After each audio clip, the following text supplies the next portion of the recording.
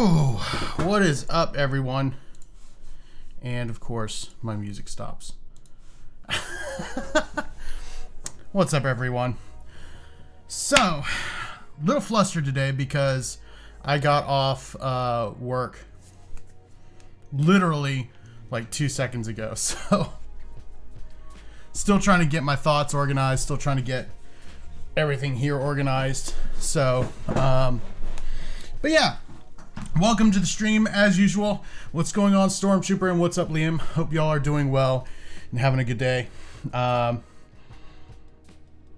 Yeah, well, today, of course, well, I say of course, for everyone who's been with me, we are going to be working on the Pirate Lady some more.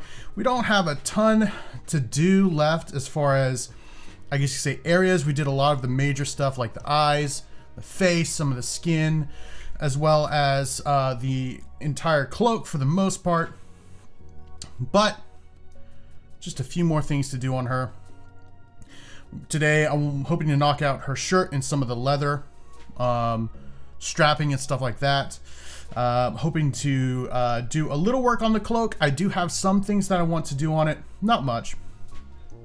And then maybe her hat as well. And then some work on cleaning up her hair. So, without further ado, let's go ahead and get started. So the first thing that we're going to want to do right off the bat is decide a color for her shirt. So the color that I was kind of thinking of is a pale white bluish color.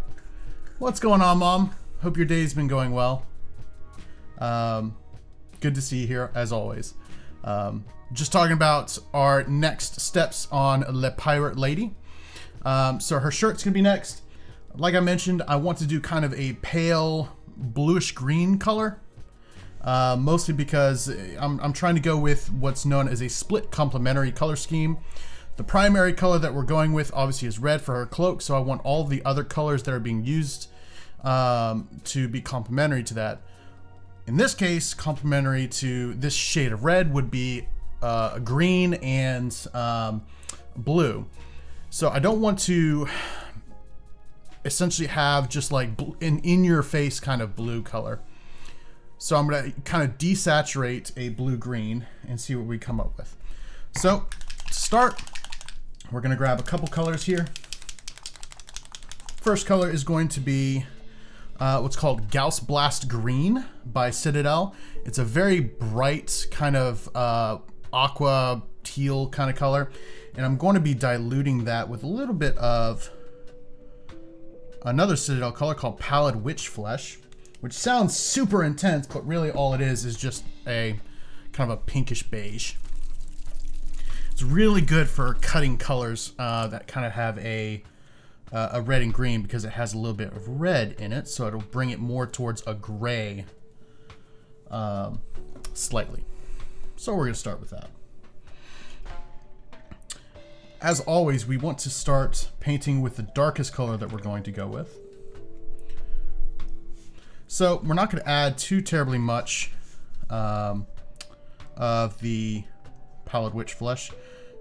Just enough to kind of start to desaturate it, but not lighten it up too terribly much. There we go. And we'll just start painting it on. Now there are some leather straps kind of across this, holding on this little emblem here. But I'm just going to paint over those and we can do some cleanup later.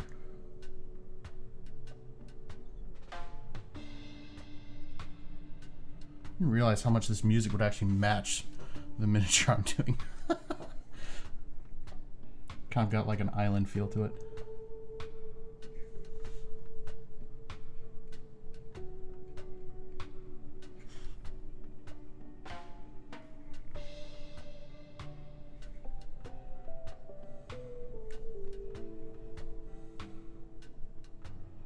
Really going to want to be careful around where this shirt kind of ends up here, because I really do not want to get this bright green on her skin tone, because that would kind of be a pain to cover up at this point.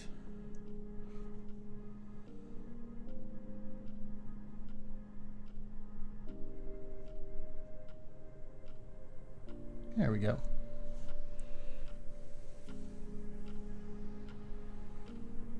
I really like that color. I think it's going to turn out nice. Now it is going to be closer to a white than it is going to be closer to a green once we're done. But again, we start with our dark, or at least I start with the dark and end with the bright. It's just kind of always been my order of operations, just what I find easiest. So I am using a rather large brush here, but because I want to be precise, I'm using a brush that has a nice sharp point, but will hold enough paint that I can do most of the area that I want to actually hit.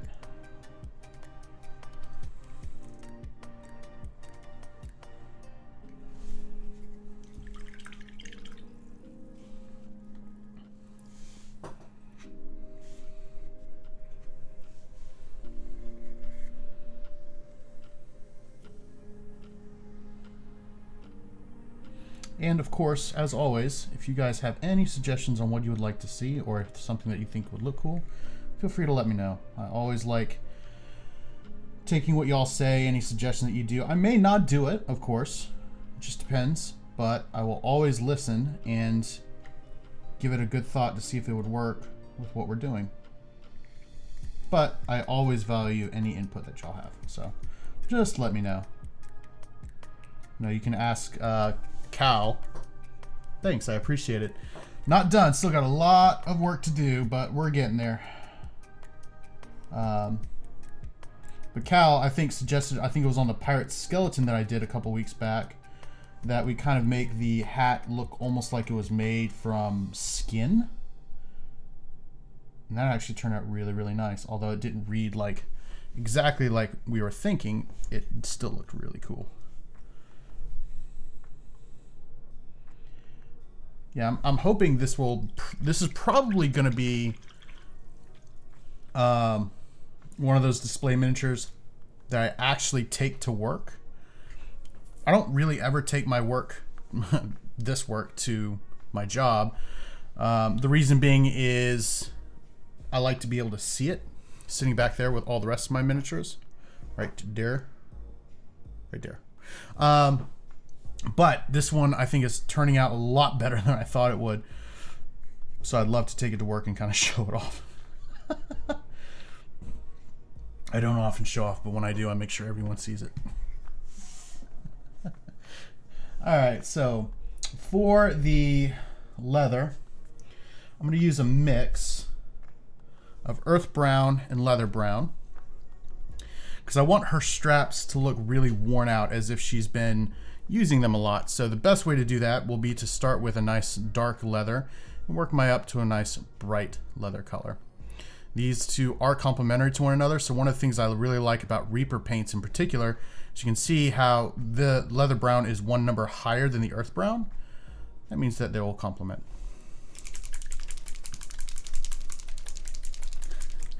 There's a difference between trying to show people who are interested in the process of what I do, which I have had people ask, and trying to show off.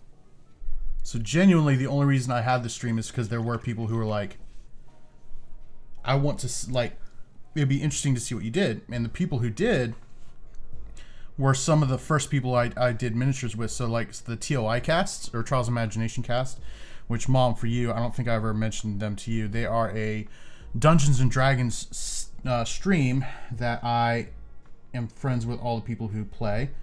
And I did a bunch of miniatures for them. Well, I had two that I hadn't gotten to by the time I started streaming. And so I actually streamed those, and for them, they were like, oh, this is really interesting, and they really like being able to see the process before they get the final product. And so that's really the reason I started, is people were telling me that they were interested in watching.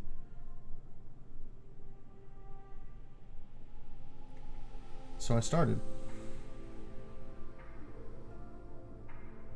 Honestly, I'd enjoy painting miniatures whether or not I streamed. But it's entertaining for everyone. It's entertaining. Well, just time and guesswork. So some of it had, like, when I first started painting, a lot of it was just guesswork. Like, maybe if I add some of this, I'll get here, right? So like, well, I want to have a lighter shade of this color, so I would just add white. But then I would notice that instead of, like, for instance, if you add white to red, you don't get a lighter shade of red, you get pink, right? And so I went through that process of trying to figure out what colors can I add to the paint to get the result that I want. And I just started going by eye and feel and trying to figure out how to get that. And then I started watching a couple other YouTubers, I say other YouTubers, some YouTubers on their process. And I was like, okay, well, I can kind of integrate this. And then some of it was just from a very brief introduction to color theory. Like, if you take, the biggest one for me was if you take two complementary colors on the color wheel, meaning they're opposite of one another, and you mix them, the more of each you mix, the closer to gray you get, which is really weird. So when we're talking about actually mixing colors for custom tones, that's how that came about. My understanding of color theory is really rudimentary. That's something that I'd like to learn more about. But for now, I just mostly go by eye and feeling. Like, you know, I'm looking at a color and I'm like, oh, well, that color kind of has a little bit of a tint of red or blue to it. So I think it would go well with this color. Or like if I wanted to come up with a dark green, believe it or not, like, to get a nice dark green, you would actually add brown. Don't know why that works, I just know it works. What is, oh, got it. I was like, what is MRR weathering? And then, no, I got it. You're talking about, so one of the things my brother, Stormtrooper, wants me to do is do some weathering on some of his model trains, which I've never done before. I've never done like a lot of like mechanical wear. I know there's like technical paints and different techniques you can use to get that kind of weathering, but I've never done it before.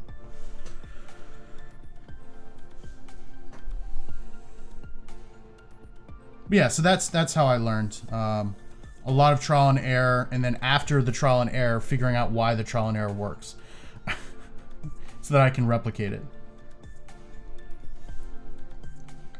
So the more white or black you add to something, the more desaturated it becomes. The more complementary you add to it, the closer to gray it becomes. And then I haven't really figured out like what happens if I add, you know, like if I want a more vibrant red, what do I add to get a more vibrant red? I genuinely don't know. Because if you add white, again, it just becomes more of a pink and then starts heading towards paisley because it desaturates. So I'm not really sure about some of it. A lot of it I still have to learn.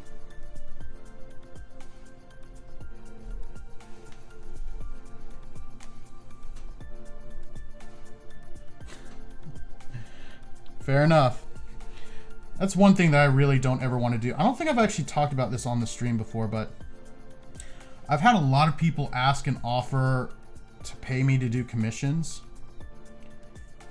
And by a lot of people, I mean like a couple people, not a ton of people. That's never really been something that I was interested in, and I'm probably still not. If I do work for somebody else, it'll always just be done as a favor. I'll never ask for payment. There's a very specific reason for that. It has to kind of do with ADHD, and that is, if I take money for something that I enjoy doing, I will stop enjoying it because it becomes work instead of a hobby. So if somebody were to want to pay me to paint a miniature, I would refuse. And if I knew them, I would do it for free.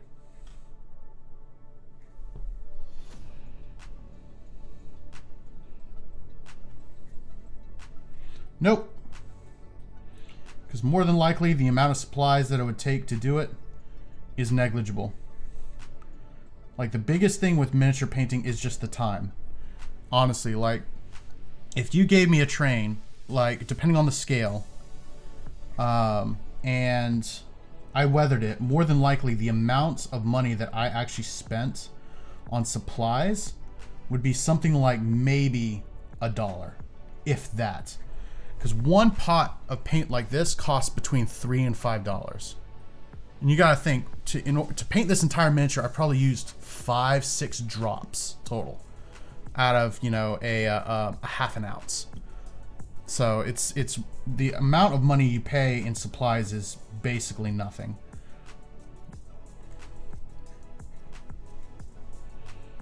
Which is why I never charge for essentially parts or labor whenever I do miniature painting. Again, but that's also why I only paint miniatures for people I know.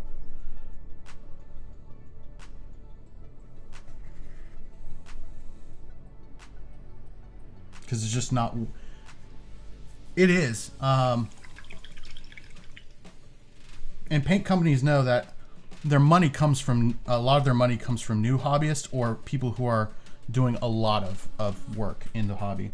And ironically, a lot of people who do miniature painting professionally, the guys that are going out and winning competitions and stuff, aren't using a ton of miniature branded paints like Vallejo or Reaper or, you know, Citadel, unless they're being required to by the competition. Like, for instance, if I were to enter a Golden Demon competition, which is Games Workshop's international painting competition, I would have to use Games Workshop paints.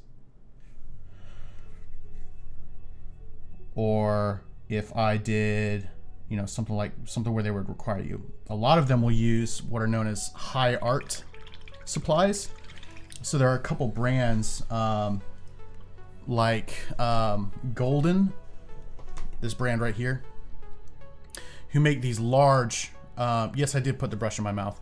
That's right, I haven't explained that process while you've been here. So after you wash off the brush, so the hair on these brushes is made from a material called Kolinsky sable. A sable is a small weasel-like creature. Kolinsky sable is a specific species of sable that comes from Russia. Actually, I think specifically Siberia. And when you water them down, the bristles tend to not stick together as well anymore, and so you end up with a rougher point or a broader point. And so what you do is after you rinse it off, you stick it in your mouth, and the proteins in your saliva will actually help you maintain a really sharp point on your brush.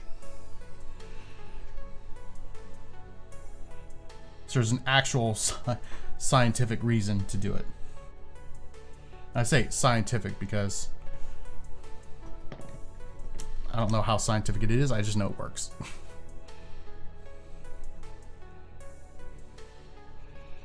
Plus, all the paints that are sold for miniature painting are all non-toxic and flavorless. So, and it's so diluted in the water, it just tastes like water. I know it sounds gross, but it's one of those weird things that works, and that's the only reason you do it. There are some people though that, you know, you probably know because you did sports. If you watch a certain athlete in the same sport you're playing, you tend to mimic that person. And so like people playing basketball who watch a lot of Steph Curry will wear a mouthpiece and chew on the mouthpiece as they shoot. Well, miniature painting is kind of the same thing. You'll have a lot of people who learn from a specific person or something like that, and they'll begin to mimic the habits of that person unconsciously. So some people do lick their brush because of that. I do it specifically because at first I didn't. I was like, oh, that's kind of gross. And then somebody told me, it was like, look, you can get a sharper point if you do that. I'm like, oh, that sounds kind of sketchy, but I'll at least try it. And it actually worked exactly as they said it would. So ironically.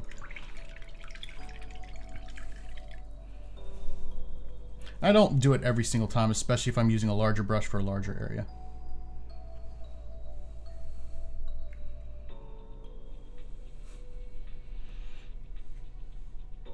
I'm not sure I get what you're going for there, Stormtrooper. Oh, you mean non-toxic?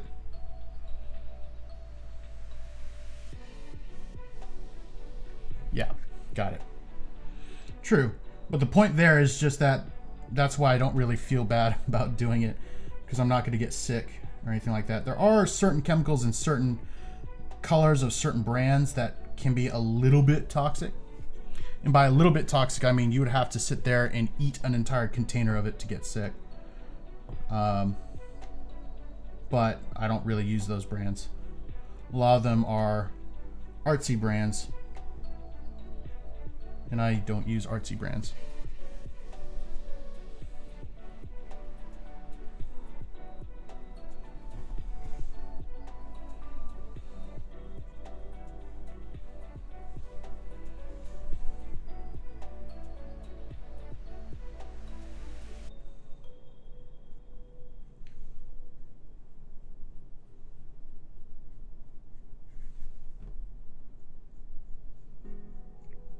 There we go. So I can kind of demonstrate what I'm talking about here. So I've rinsed this brush off and I wipe it off. See how the tip of that brush is kind of split? Even if I kind of like try to do it out like that, you can see the belly of the brush, which is the part between the tip and the ferrule, is kind of flared out. But if I do that, now all of a sudden we're back to a sharp point. The belly of the brush is nice and narrow, back to where it was, and it's ready to be used again. And I need more brown. I really appreciate it. Hopefully we'll get to where it looks even better. So like for instance, like I mentioned, the shirt is going to be all highlighted and stuff like that. I still have a lot of work to do on like this gold trim.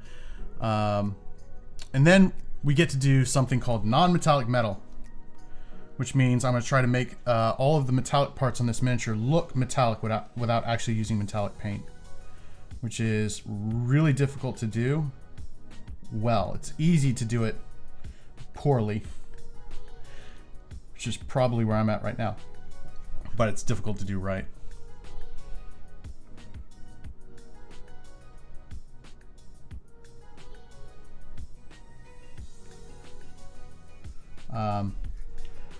So I'm really trying this year. So I'm a member of a group that is called the Brush Wielders Guild, or Brush Wielders Union. I'm sorry. It's a super nerdy group of guys who are into, well, guys and girls, I guess, who are into painting and stuff like that. And you write up a commitment for the year. And well, you know, Cal, your tide got stomped by the dogs. That's all I got to say.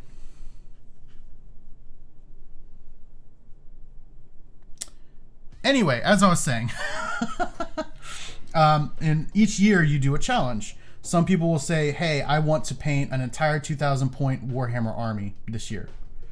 Or they'll say something like, I want to try painting more 75 millimeters each year. And then at the end of the year, if you succeed in your commitment, you will get a special pin. And so my commitment this year was to paint a 2,000 point Warhammer army, which I finished, to get better at object source lighting, which the wizard that I worked on last was object source lighting, and then non-metallic metal, which I've been doing a lot of lately. But yeah. So this year I'm really trying to work on new techniques, more advanced techniques, just to push myself and get better. Because if you don't push yourself, then what are you doing in life? Probably dying.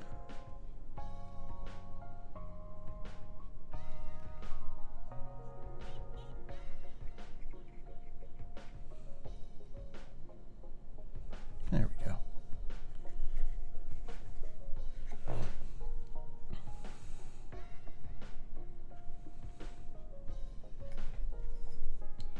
Cal, did you not watch the national championship game between Georgia and Alabama and then watch Alabama completely throw the game with that fourth quarter interception?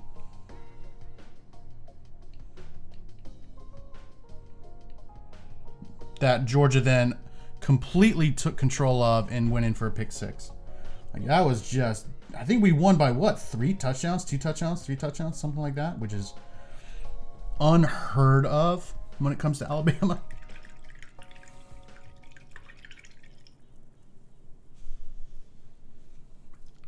Very true. The reason is Ole Miss has never done anything special.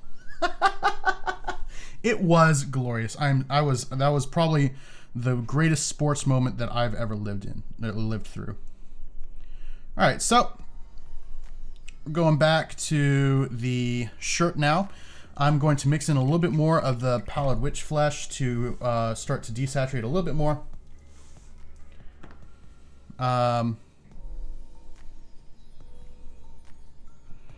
So now what we're going to do is start to identify where on the shirt we want to highlight.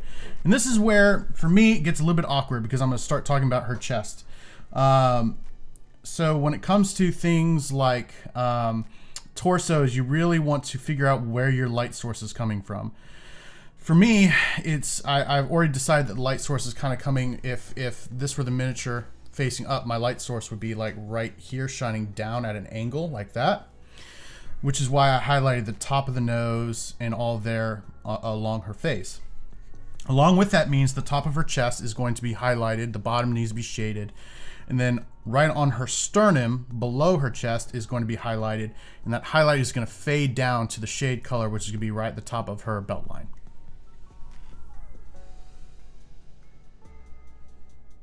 At least that's the plan. And as we all know, when it comes to me, plans change nearly constantly. So we'll see how it turns out.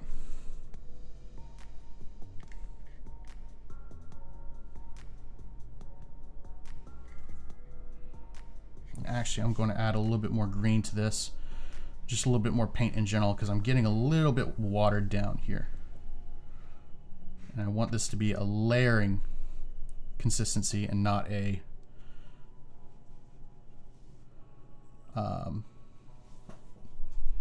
glazing consistency.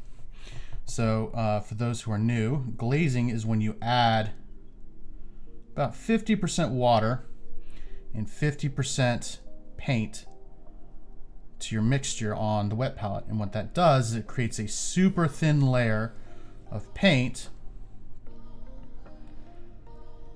that is very transparent.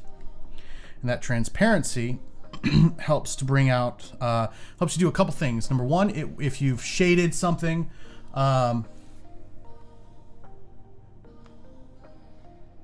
yes, I do have a plan, but that's only when I roll nat ones. So no, Cal, I actually don't have a backstory for her. Not yet, because I've been kind of focusing on a lot of the techniques I'm using on her. So I haven't really come up with a backstory for her just yet. She looks super like OP. I feel like she's somebody who has really seen combat and is not really afraid of anything. So she could be one of those characters.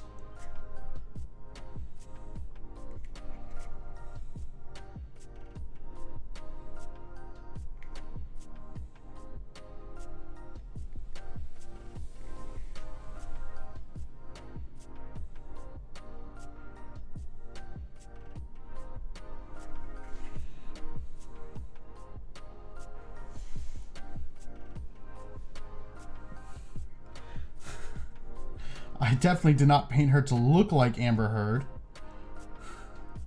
Seeing as I'm definitely not an Amber Heard supporter. I'm definitely a Johnny supporter, but it's because I prefer to support the innocent and not the guilty.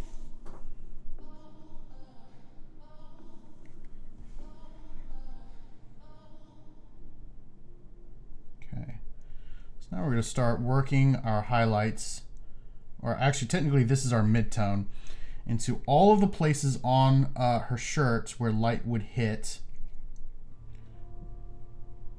and avoid the deepest recesses of all of these little folds that are in her shirt, which there really aren't a ton. They're mostly just on her sleeves. Then we're just going to try to avoid any area where I think light would naturally be shadowed.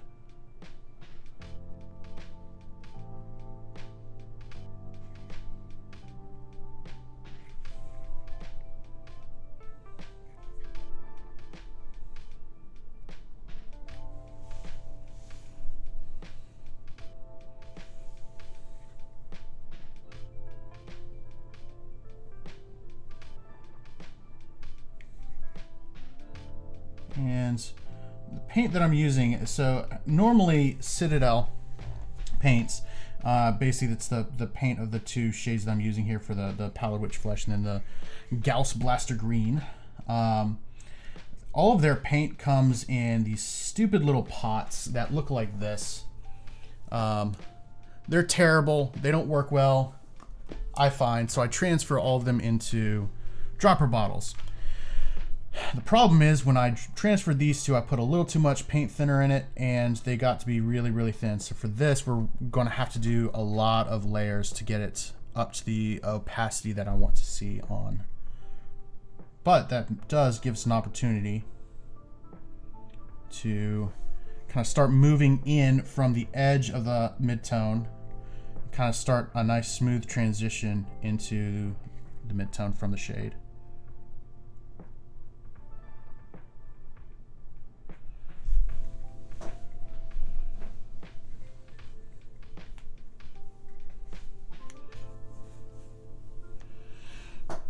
Yeah, and keep in mind that the shirt is actually going to be pretty much white, or it's going to read more white than it is green. So I was going for kind of a what's known as a split complementary paint scheme.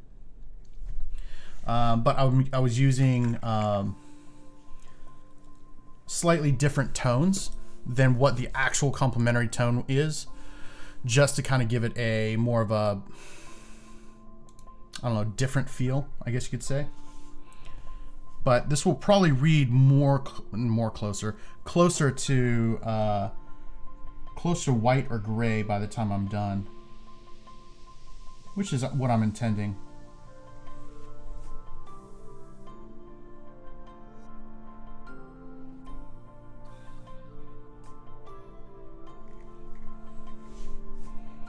And we're just going to come in here to all these little folds and just start highlighting, or not highlighting, but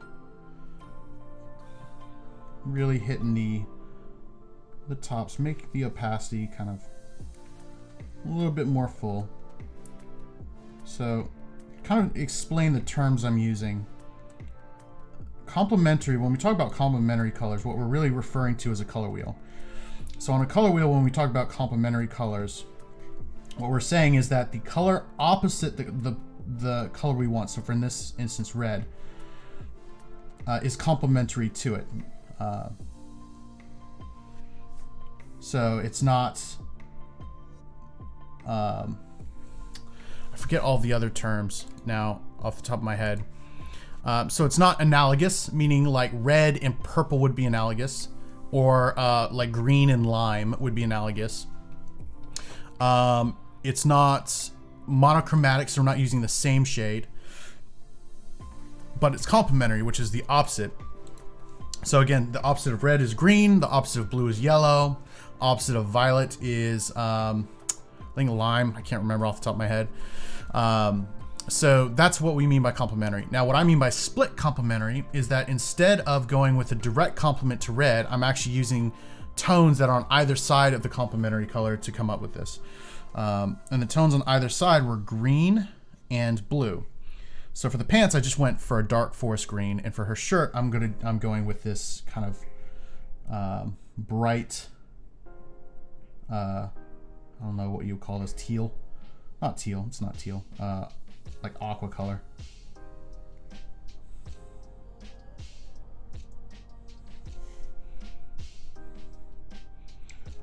And then when we talk about opacity, what we're talking about is the coverage of the paint. So something that is opaque obviously allows no light to pass through, but in this case, the previous layer. Something that is translucent is something that allows whatever's behind it to come through a little bit. What is transparent allows it to come through fully. So when I'm talking about I want to crank the opacity of the paint, what I'm saying is I want to keep adding layers until the previous layer can't be seen anymore. So whenever I'm talking about like, hey, I want the previous layer to come through a little bit more, that's what I mean. So what I'm going to do, I'm going to come underneath her chest in a couple ways. I'm just going to use this Gauss Blast, just this pure Gauss Blaster green, to kind of darken up some of the colors underneath, just to kind of give me a little bit more contrast between the darkest part of the shade and the lightest part of the mid-tone.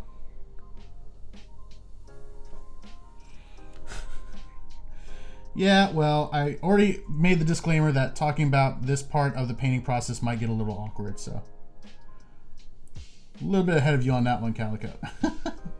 But good to see you as always. Welcome to the stream.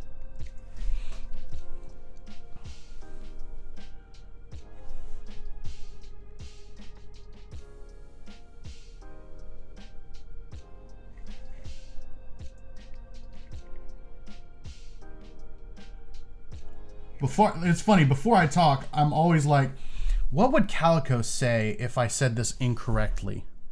And then I try to say it correctly. I'm learning.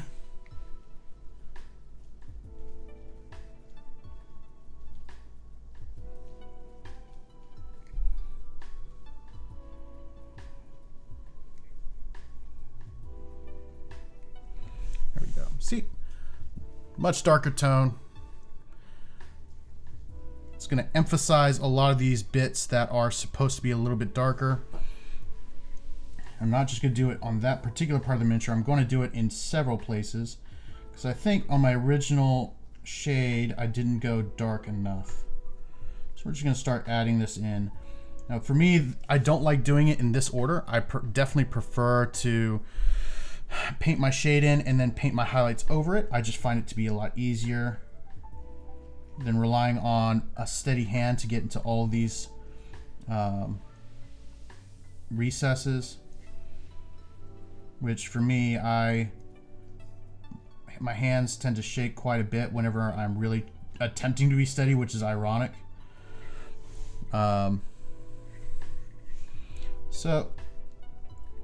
this is not the ideal method that I prefer, but we'll make it work.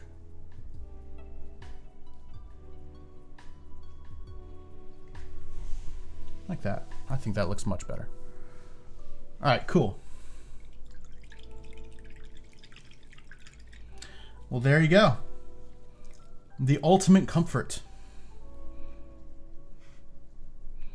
So now, finally, we are adding a lot of this Pallid Wych flesh. A little bit more green back in. As my highlight shade.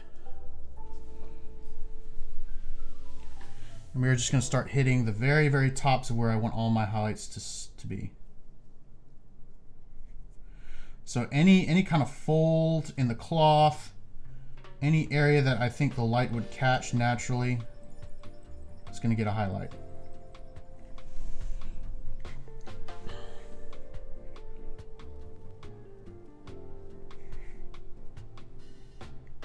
So again, this is going to get a little awkward, but right on the top of her chest, it's going to get a highlight.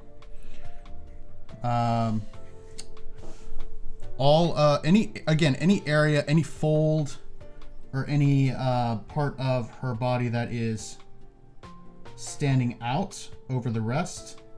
So like there's parts of her rib cage that are kind of pushed out because of the pose she's in. Top of that is going to get a bit of a highlight as well.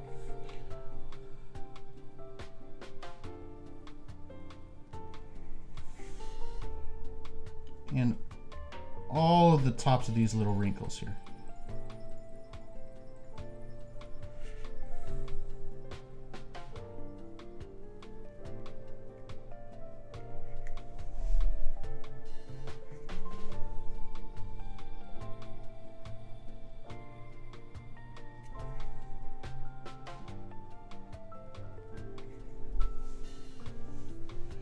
I'm going to go ahead and switch to a smaller brush now.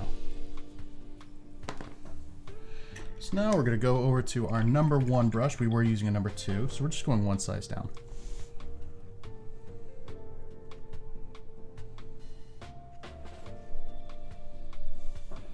And again, we're just going to hit all the tops of these little folds on her arm.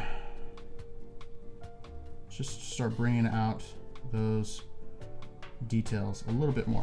And that's really all we're doing when we're adding highlights and shades is, yeah, we're mimicking what light would do, but the goal of this isn't to like get an exact kind of replica of what light would actually do. What we're really doing is we're just trying to emphasize the details that are put there by the miniature, the person who sculpted the 3D image that we actually printed out. In this case, Loot Studios.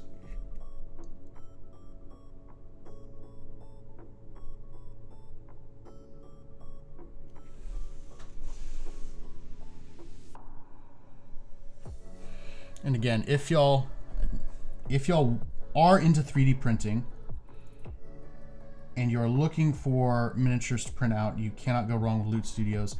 I've genuinely never seen a sculpt that they've done where I was like, yeah, I don't really like it. Most of the time it's like, yeah, you know, they did one that was like an Egyptian themed. I don't really have any D&D games that are Egyptian themed. I'm not really into that kind of aesthetic. But man, I'll tell you what, I still like really enjoyed the work that they put into it because it just looks fantastic. So again, if you're into miniatures and into miniature painting, I highly recommend them. And since I only have a couple viewers, you know that I'm not sponsored by them because I'm way too small to be sponsored by somebody like them. So, but yeah, I would highly encourage anyone who's into 3D printing and miniature painting, at least for fantasy stuff, check out Loot Studios. They're great.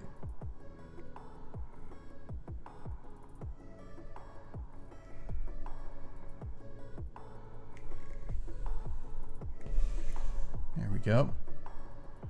All right, so one more thing. I'm going to take my pure Pallid Witch flesh and I'm going to just add a couple more really bright highlights.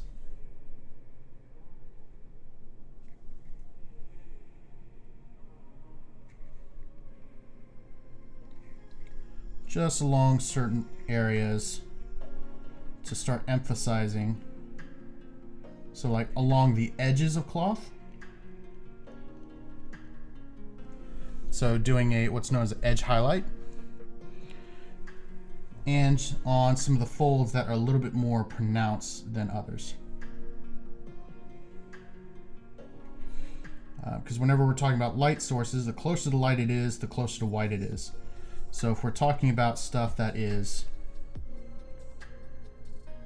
more, I guess you could say,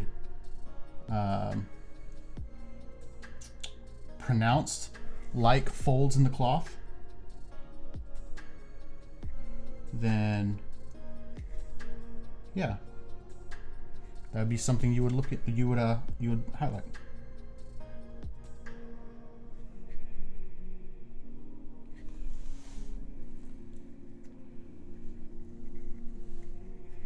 What is a diplomat cookie?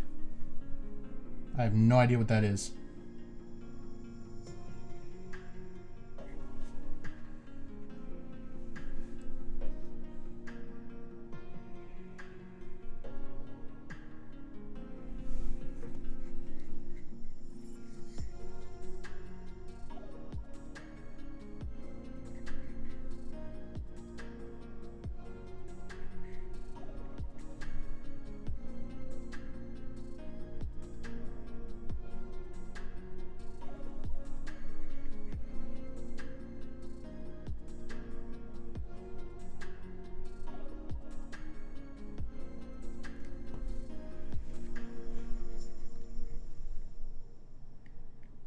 There.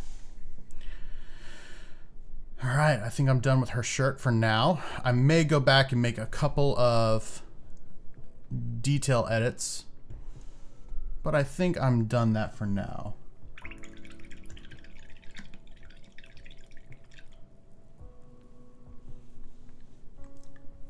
I'm not sure what you mean by it has a top and bottom. Don't all cookies have a top and bottom? Or am I missing what your point is? Oof, you know, I just saw something I didn't like.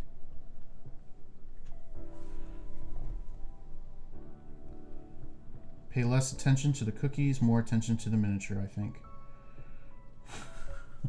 Which is hard for my fat self. I'm like, we're talking about cookies. I need to know what kind of cookie you're eating so I can vicariously enjoy the cookie.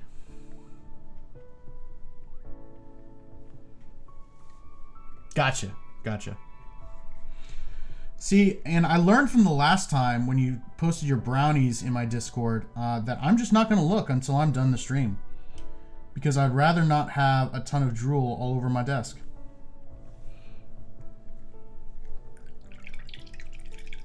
All right, there we go. I like the way it's looking so far. Just gonna make a couple more additions here. Since I added that super bright highlight, I did notice that my first highlight layer wasn't as high up as I wanted. So I'm just gonna add a little bit there, just to make the contrast between the first highlight and the last highlight a little bit less stark. So, once again, last time it was sweet rolls. This time it's dinner rolls. Are you just trying to brag at this point?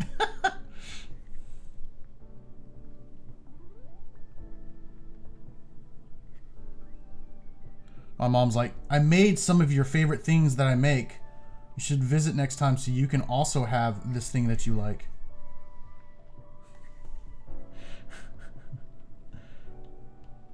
Joking, of course, my mom is not like that, but still. Oh yeah, the best, like, her rolls are really, really good, but, you know, like the next day or whatever, but man, the few minutes that they're out of the oven are just gorgeous.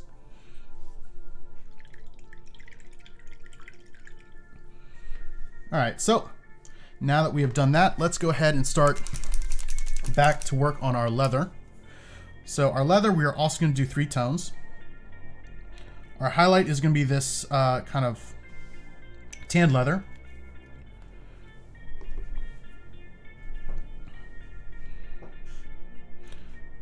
But our mid-tone is going to be a mix between the two.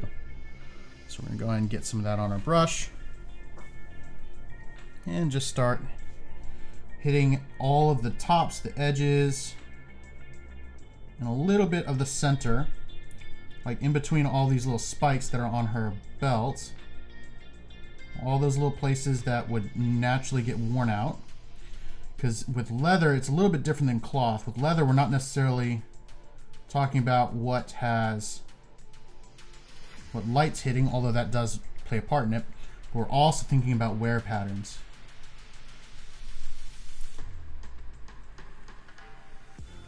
So my mid-tone is essentially the color of the worn leather, whereas my shade is going to be the color of the originally tanned leather. And then my highlight is going to be an edge highlight to kind of emphasize where the leather has worn out the most. And for belts and sashes and things like that, it is going to be the part of the miniature that is nearest the ends. So around the top of the edge.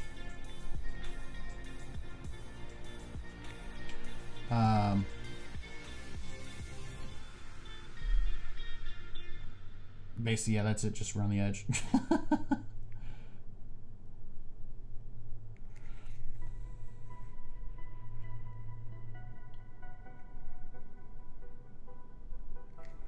So with this color though, we do want to hit all of our initial wear points. And then we're going to be very careful as we do around this little, I don't know what you would call this. It's not a chest strap, but it's not a belt. I guess it's just a strap. I don't know. Switch back to our small brush because this belt's a little bit smaller and I really don't want to get any brown paint on the shirt that we just spent a bunch of time on.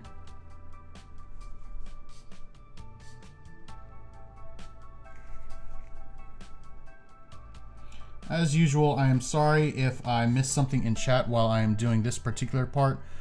This part just requires a little bit more control and attention, so I will look up in just a moment and respond to anything that y'all are asking. Unless it's weird, and then I just won't respond.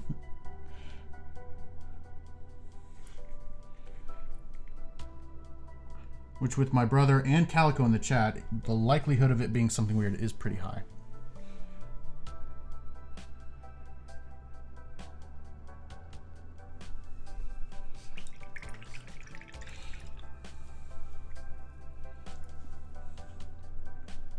Now, one weird part is going to be these satchels on her belt. Mostly because the wear pattern on these is going to be a lot different than on the belts. On the belts, it's super easy. You just kind of do the part of the belt that is, again, around the edges, the part that would wear the most, the part that would actually rub up against like stuff as she walks around. But these bags are going to wear a little bit differently. So it's going to be a little bit more of that traditional highlighting and shading, because with this, the places that wrinkle and fold are going to be the places where we get the most wear. But with this particular model, a lot of those folds are very subtle. So it's not going to be as easy as the belts.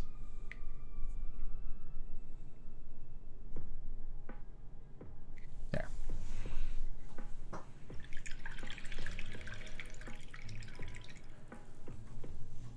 And we'll do the same thing with the boots. So we're going to go ahead and say that maybe all of her leathers were made by the same leather maker. Which would be common, right?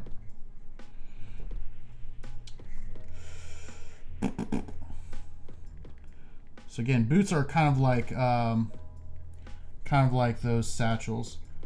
The wear pattern would be around where the folds are. The difficult part is that's not the only place this is going to wear. It's going to be very similar to the belts as well, where it's going to wear at certain points, like around where her laces are. It's going to be on the inside of the boot where maybe her boots have actually rubbed up against one another. It'll be on the toes of her boots, near the sole of the boot. So there's a little bit more complexity when it comes to leather and shoes.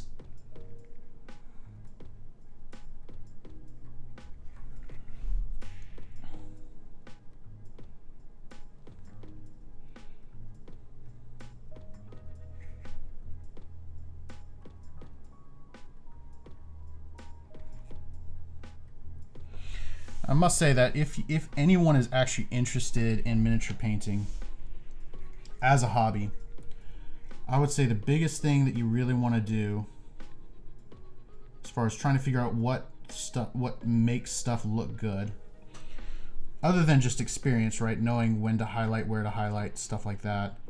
Looking up reference images. Like if you're doing non-metallic metal, look up how metal interacts with, or light interacts with metal, because light interacts with metal in a weird way. With cloth, a lot of that light is absorbed. But with metal, it's reflected, and then that reflection gets reflected back onto the metal on a different place, and then that is then re-reflected back into the original place. And so you end up with this really weird kind of highlight to where your actual highlight may be a few degrees off from where your light source is.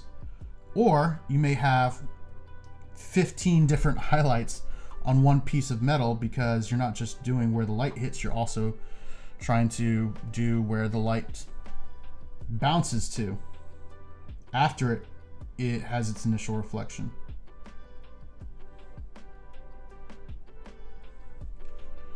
And I must say that I have absolutely no idea how any of that works. I just know you have to do it.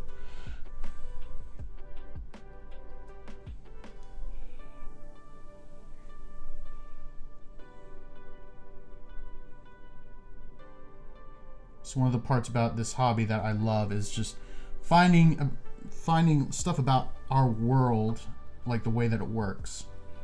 Right? So like I would never have cared how light interacts with metal if I hadn't been trying to paint something that looks metallic without actually using metallic paint.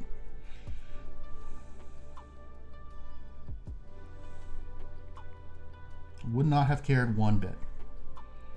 Or like, I don't really care what cracked, aged leather looks like. But because I'm painting a miniature that has a lot of leather on it, well, maybe I should figure out how it looks.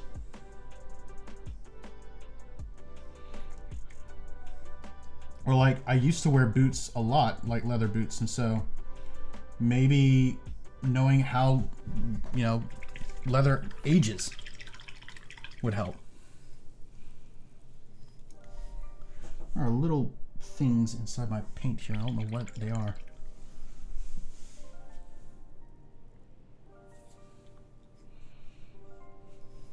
I think it might just be dried paint, which is kind of annoying. There we go. Need a little bit more. Yeah.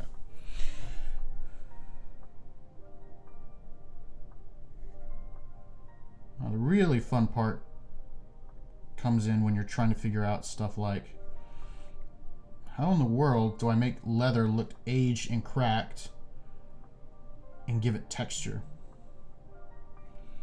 And the answer to that is, I don't know. I haven't tried it yet.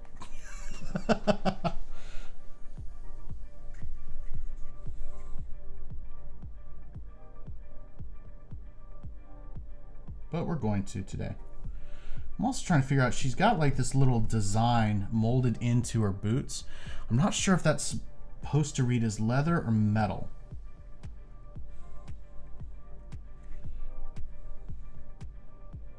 But I think we can figure it out.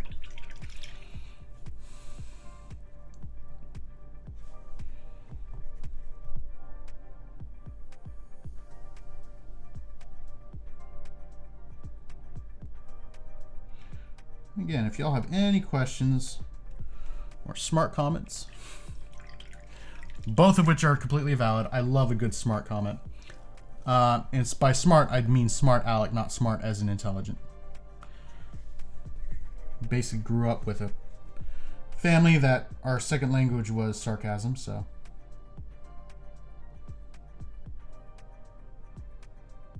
I shouldn't say second language. Actually, for most of it, it's our first language. We learned to be sarcastic before we could talk English.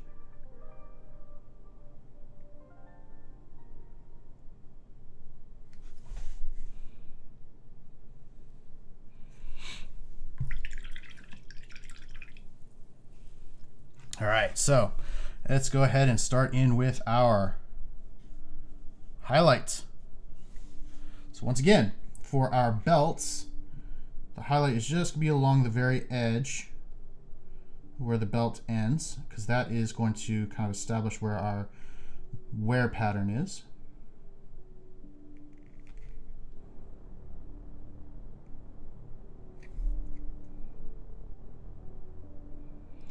And one of the things you'll notice is that I'm using the edge of my brush as much as possible versus the tip of my brush. And the reason for that is that you get a lot more of a controlled line when edge highlighting like this versus using the top of your brush. The reason for that is it's a lot easier to control. Let's get that in field. Like if you have an edge, right? Say this hand is the edge. It's a lot easier to have a surface area like that to work with versus that. A little bit more stable.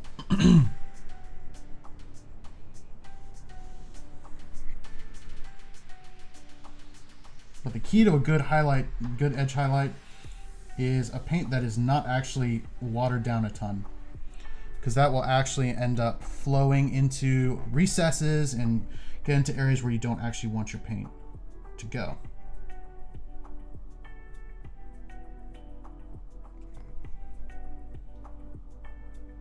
So a good, not dry paint, but not super thin paint.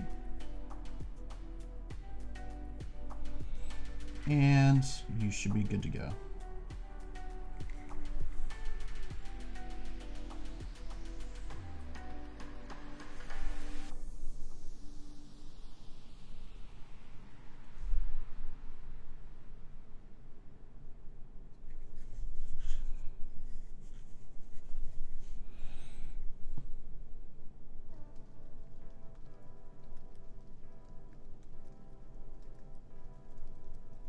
There. We're getting close, y'all. By that, I mean we're getting close to finishing the miniature. Calico.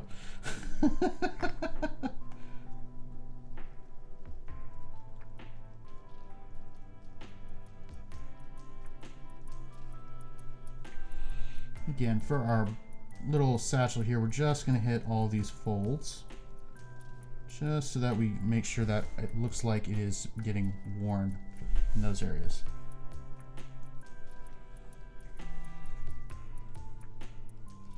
And then just doing an edge highlight around the entire thing. And now for the part that I am mostly scared for, and that is the strap across her shirt. So I really do not want to hit the shirt with this brown.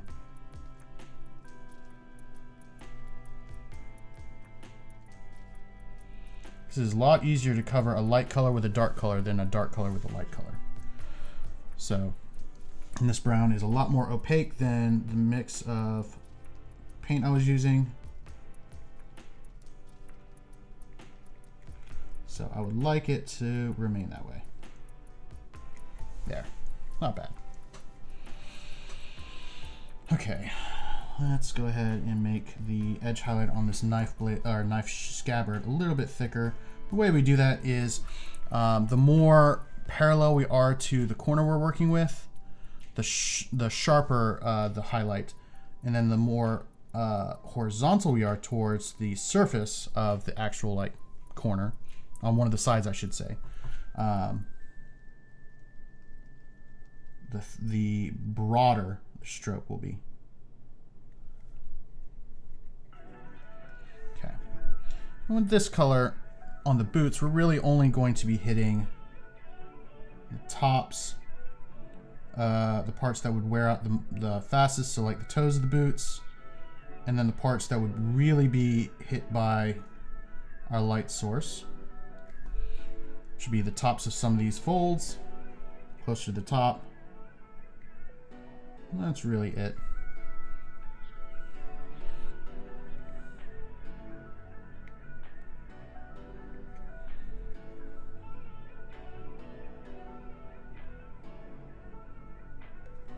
Then after that, we'll hit it with some what I affectionately call liquid talent. That is a wash.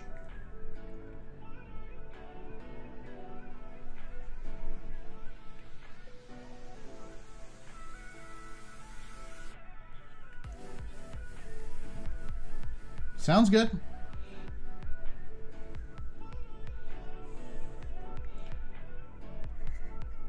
Lurk all you want.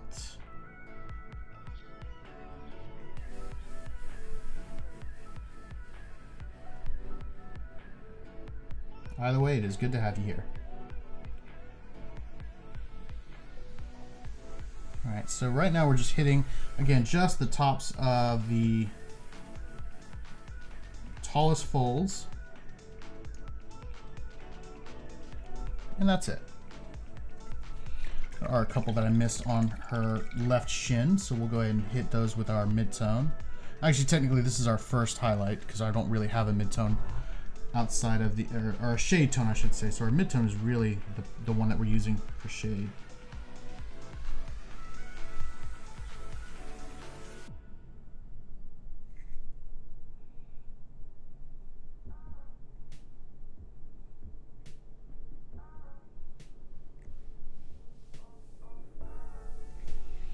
There we go.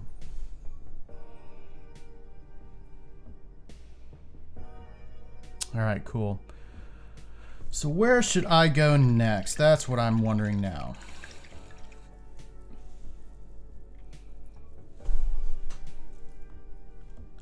I do have something I want to do really quick, and that is do a repair on some of her skin tone that I noticed.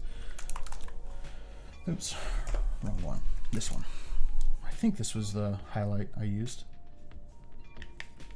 There's a little bit of highlighting that I did on her arm here. It's a little bit, went a little bit askew, so I'm just going to repair that real quick.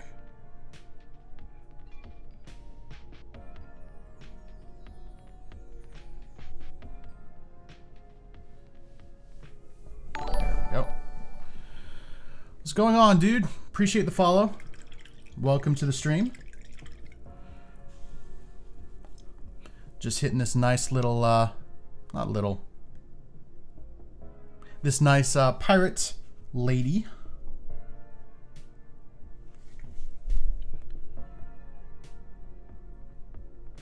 Feel free to stay as long as you want. And I apologize, but I have no idea how to actually pronounce that name. Was it Nazdreg? I literally have no idea.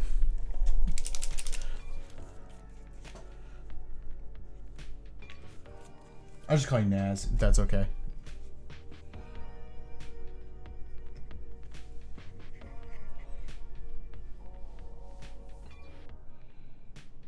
So even though I'm nowhere even close to finishing this miniature, I do want to get y'all's opinion on the next one.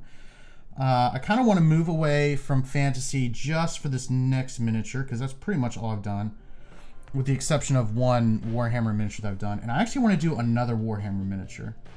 I'm looking at getting Robert Guillemot, who is the Primarch for the Ultramarine faction in Warhammer.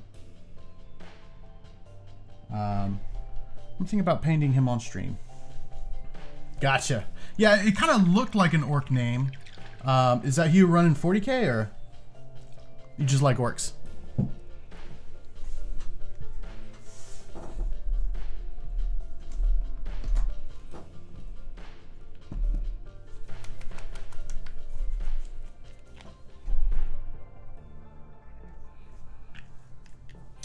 It's really quick. Nice. I am super basic when it comes to 40k, and I run Ultramarines. Just kind of starting out in my 40k journey, though. I've got a couple lists that I've tried running. I'm really trying to just kind of starting to optimize those lists and really try to get to a point where I can actually start winning games. I don't know if they're the faction I'm going to stay with, but they were just the first faction I kind of was like, I really like the color blue. It's my favorite color. So I'm like, hey, let's start there. Gotcha. So right now the list that I'm running is going to be kind of modeled after both my experience in playing, which has been minimal, unfortunately, as well as partially on a competition list that I saw somebody run. So the list, once I'm done, is going to contain 3 Redemptor Dreadnoughts, Tech Marine, 2 5-man squads of Intercessors. We'll run a Infiltrator squad, a full Infiltrator squad, a Apothecary Hellblasters, and 2 Centurion Devastator squads. I have Tigarius as my character, and then I'll probably also run a Smash Captain along in that list.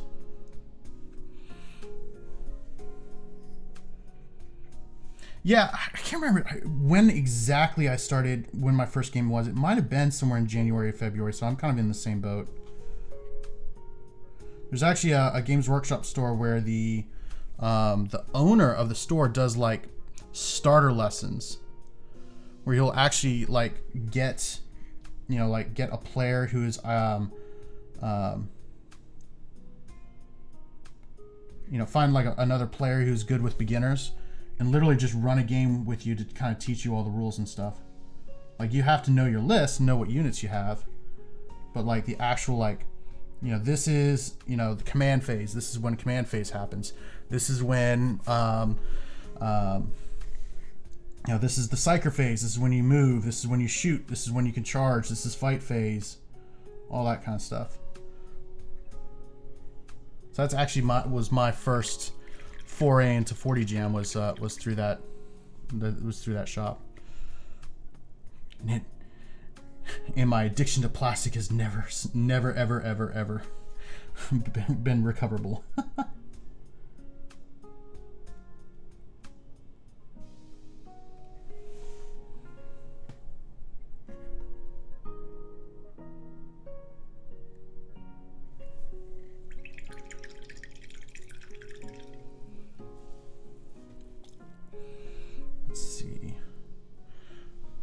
yeah, I'm still trying to figure out whether or not I'm going to buy Guilliman.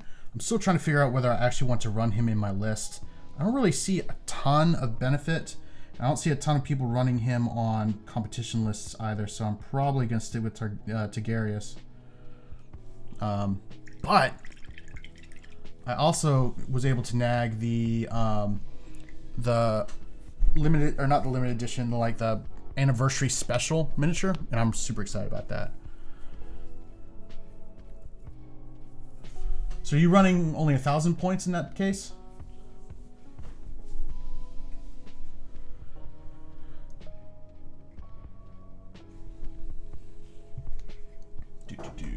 Where is my paint? There it is. So I'm really quick just to catch everybody up on what I'm doing as far as the paint job goes. I'm painting her gloves black, kind of going for like a black leather look. My midtone is going to be more of this gray black, just to give it a more of a worn in feel. Gotcha.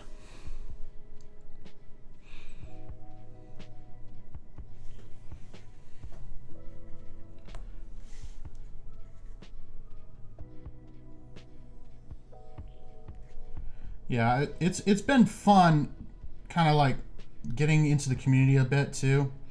Like I feel like Warhammer is kind of like D&D in that there are two types of people in the community. There are those who are like really welcoming to beginners and are really good with you, and then there are just those guys who are like, oh, you're not running a competition list? What are you even doing with your life?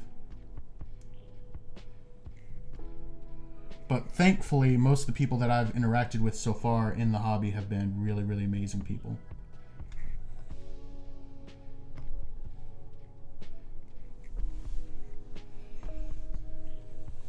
Gotcha. What are you running in your orc army? To be fair, you're going to tell me this, and I'm going to be really excited for you, but I probably don't know what those units are actually do. Because again, I really haven't looked into any other factions just yet. But I'm actually interested in knowing what your list is.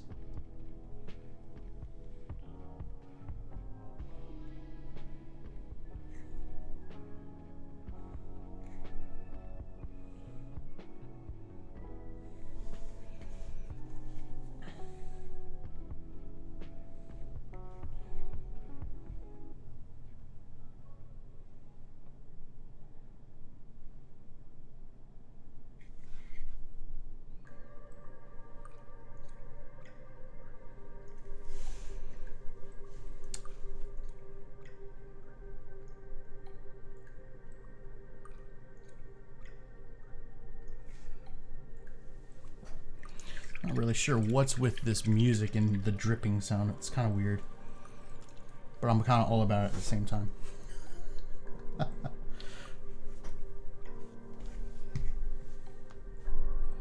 Let's see, we want London Gray now,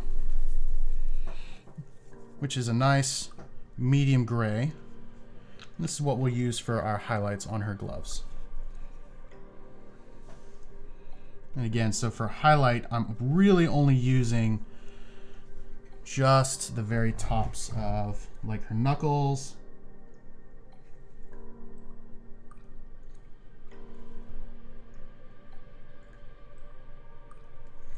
The top of her wrist.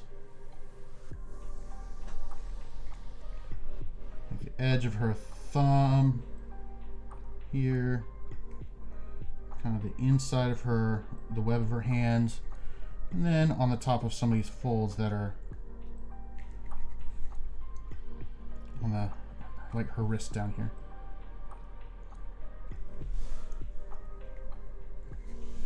Just to kind of, I wish my camera was actually good enough to actually zoom in, show you what I'm doing here, but we'll just have to deal with it as is for now.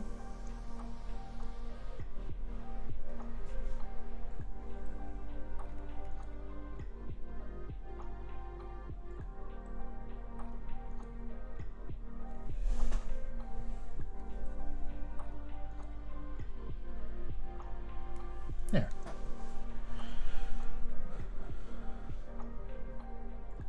Nice. So did you get like one of the starter packs, or are you building your army like one unit at a time? Because I know there are like almost like two different, like, I guess say theories on how you should build your army. I actually got my start. A friend of mine, it was extremely generous, and he has like a room, and when I say floor to ceiling, I'm not lying. Floor to ceiling filled with Warhammer models. And he literally just gave me probably close to 5,000 points of older models. And when I say older models, I mean like not the new like Primaris Marines, but like the old mini Marines, I guess is what people call them. It just gave me a ton of those, and that's how I got my start. So I was very fortunate in that I really had no barrier to entry as far as like the normal like financial barrier to entry, which is massive. Yeah. I counted them up, and I had just in the unpainted models that I have of my assault Marines. I think it was like something like 70 assault Marines, two Rhinos, one Razorback, a bunch of captains, a bunch of lieutenants, one squad of, what are they called? So 2 assault squads, not assault squads, whatever the jump squads are called. They're not called assault. No, those are assault squads. I can't remember what the old units are called. But anyway, yes, a ton. And again, I was so incredibly grateful, because that's a massive barrier to entry when we're talking about Warhammer and cost. But yeah, he gave me more. I just can't remember what I have offhand. Oh yeah, the 1 Centurion squad, 2 classic dreadnoughts.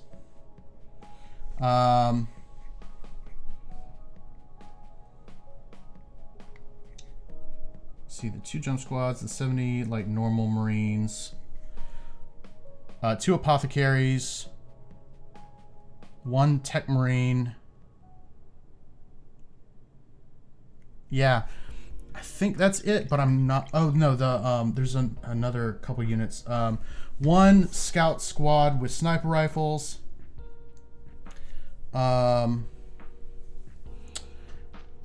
And I can see them in my head. Let me pull up Battle Scribe real quick, because I know I have it in my Battle Scribe list. I know this is probably riveting content for those who don't actually play 40K. But it's kind of bothering me now that I can't remember what that unit is called. Stern Guard. Like a full like 10-man Stern Guard. Yeah, so like 2 or 3 assaults, and then what are the actual troops called? Assault and tactical squads. That's right, like 70 tactical Marines, like just a ton of stuff.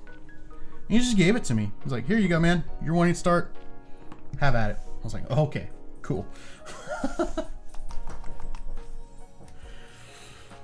All right, so what I want to start doing now is I want to start in with the sword. And we're gonna do non-metallic metal because I am a cycle, and I like pain, evidently. So we're gonna start with our gray-black as our darkest point for now. We're gonna add a little bit of sky blue to that. And the reason we're adding sky blue is her sword is actually gonna reflect not just light, but color as well. And so in this case, we want that color to be the color of the sky.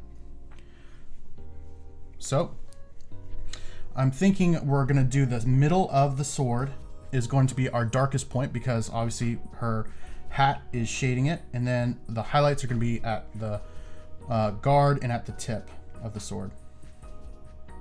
So we'll just start blocking out our colors for now. We're not going to worry about the transition or anything like that until we actually get our colors blocked in.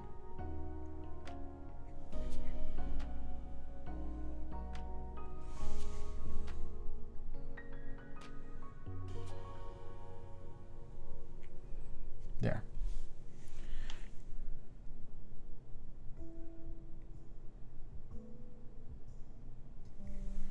then what we'll do is we'll start adding in white until we get to our first highlight color. So we'll grab some more blue, grab some more the darker color. And so for this, I'm not going to worry about white just yet because that is enough of a difference. Let's add a little bit of white. There we go. There we go. So one of the keys with non-metallic metal is you really want that bump in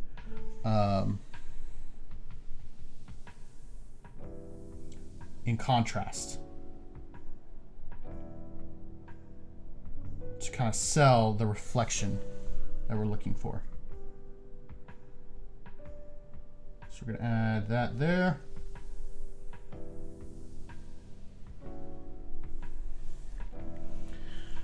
All right, man. Well, I hope you have a wonderful night. Happy painting, and yeah, have a good one, man, and enjoy your orcs. Hope you win your next game.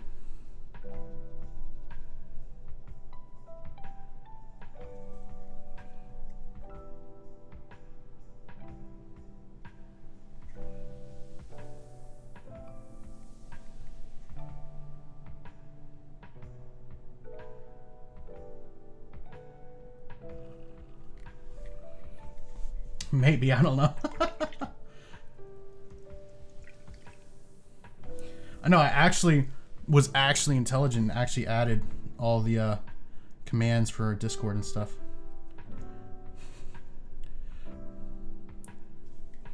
All right, and last but not least, we're going to add our brightest highlight to the sword. And now we've got all of our colors blocked out, and now we're going to start trying to kind of do the transition between all these different colors. But before we do that, we're going to change sides and try to figure out the same thing on the other side. So it's going to be a little bit different because we have different colors that are being reflected on this side, right? So on this side, really the only thing we have reflecting in it is going to be the sky, right? So we're going to have that sky blue kind of shade in it.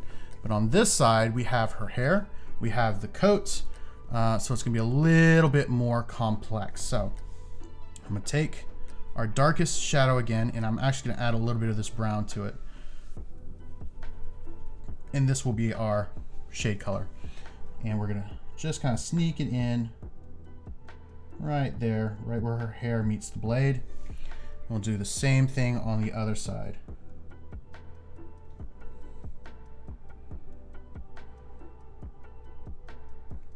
I'll hopefully never have to worry about that part again. Because really all we do after that is just transitions. And then we'll just keep adding more brown to this shade color. But we want it to be a little less saturated than that, so we'll add a little bit of our white. And then come back with a little bit of gray to darken it back up. Again, what we're doing here is we're not really trying to get to a certain shade, we're just trying to desaturate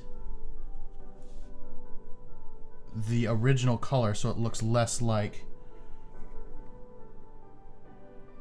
a brown gray and more of a reflective surface, if that makes sense. And then we'll just keep adding white to that until we get to our next two phases.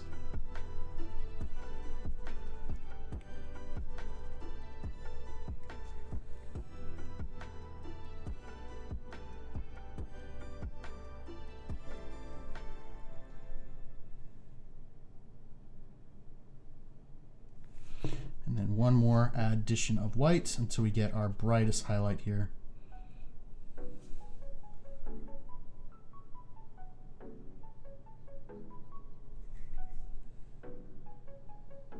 There we go. Cool. So we've got that all blocked out, and then we've got the back all blocked out. So now it's time to start trying to blend in all of these different colors. So we're going to take our dark color, because it's always, remember, if you're wanting to get into painting and you want to start doing stuff like glazing, it is always, always, always easier to glaze from light to dark than from dark to light.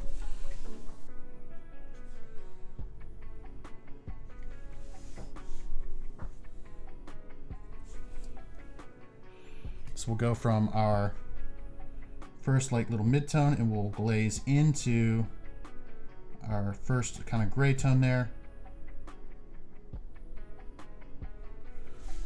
And just start working that layer into each other. So I'm kind of starting about, I'd say a third of the way down down to the next highlight. And then we'll just start working that back to get a nice smooth transition.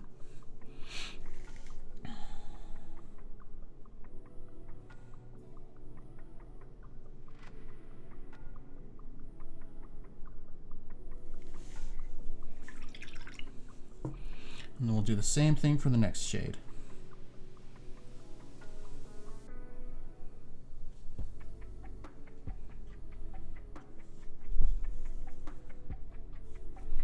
Making sure that we do have enough of the actual paint in there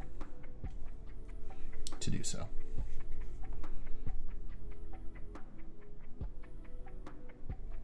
Not nearly enough. It's almost more like water than paint, and we want it kind of 50-50. There we go, that's a little bit better.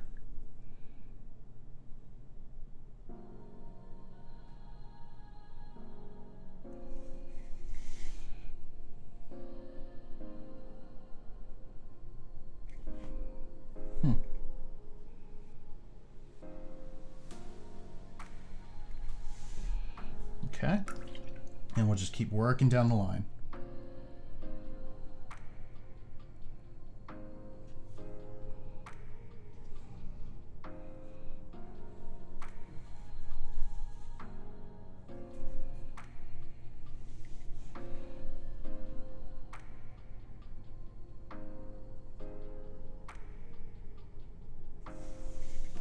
And so all of these hard kind of paint lines have been nicely blended between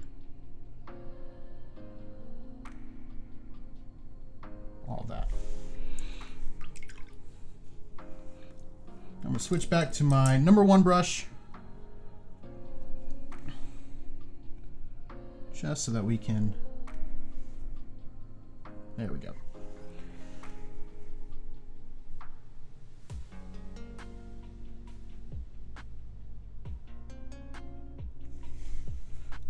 That's looking nice. I'm really liking the way that looks.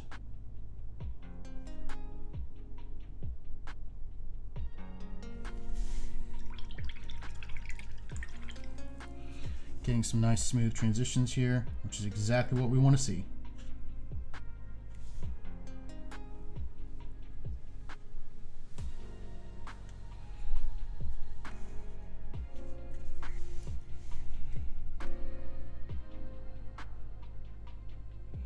We're really focusing in on the line between the two shades, because that's really where we want our transition to be. And again, this goes back to this idea of opacity that we were talking about earlier. What we want to see is a transparent layer, essentially, between the light and the dark tones. What that transitional layer is going to do is it's going to be translucent, and we're to work that opacity in towards the line until we get to a point where we can say, you know what, that transition is nice and smooth. We've put enough layers in to where I'm not really concerned about that line looking super hard and abrasive. And then we'll go in with a nice white and do an edge highlight on everything.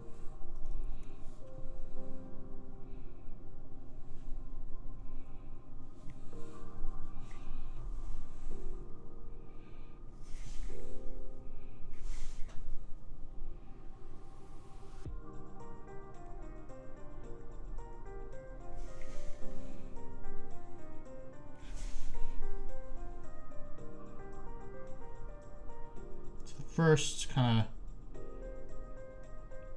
highlight that we did over here kind of didn't turn out right, so I'm just gonna do the opposite of what I was doing earlier, and that is start kind of working in light to dark instead, and then go back with the dark and start working that back into the light. Which typically you don't want to do, but in this case I do.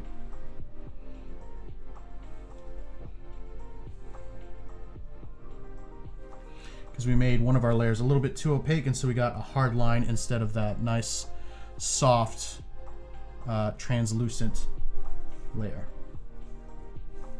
Add a little bit more water. So what I'm doing whenever I'm doing this is I'm pulling away most of the paint, just leaving a little bit on my brush, and I'm testing it on my nail to check for the opacity of the layer, or of the paint, I should say.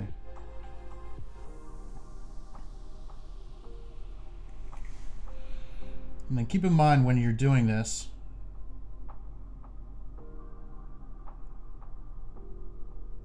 that wherever you lift off your brush, there's going to be a small pull. So you always want to highlight towards, I know I say this a lot, but towards the color that you are highlighting to.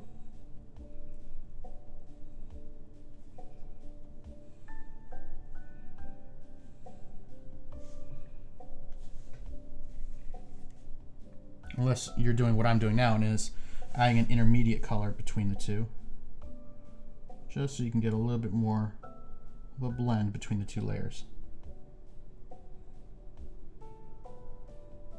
Which I don't normally do, but sometimes it helps to get a more intermediate layer in there to help smooth things out.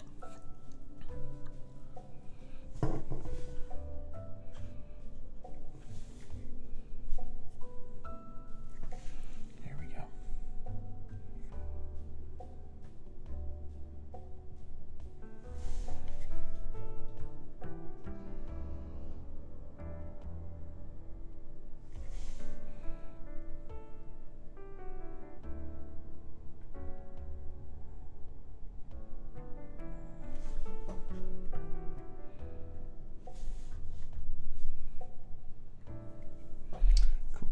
Cool. I like the way this is turning out.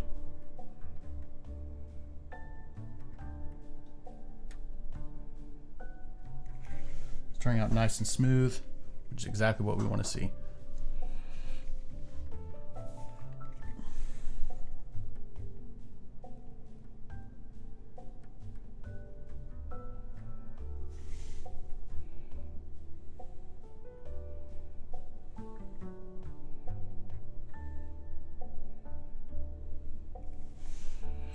So what I'm going to do now is I'm actually going to take this brightest color. I'm going to start layering my highlight a little bit further in. Again, using that glazing technique. So often people use layering and highlighting, or layering and glazing interchangeably, but really glazing is a layering technique. So technically it's all layering, just different techniques in layering, if that makes sense. I'm just going to start working this a little bit further out.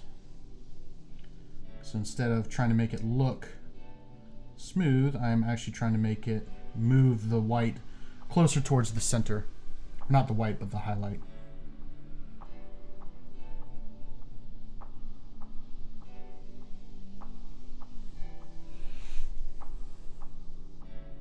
And this will actually help to smooth out some of these harsher edges as well, oddly enough. All right, so while that's drying, flip to the other side and start in on this one. So we'll take our initial color and start highlighting in, again, I keep using the wrong term, glazing, to start smoothing some of these out.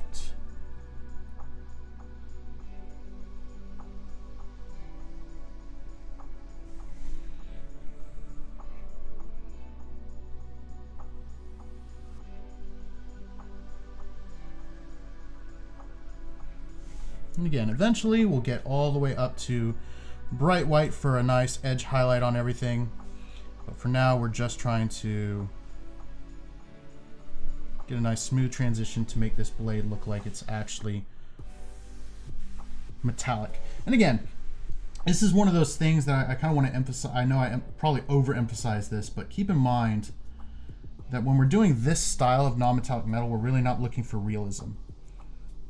We're looking for something that looks cool,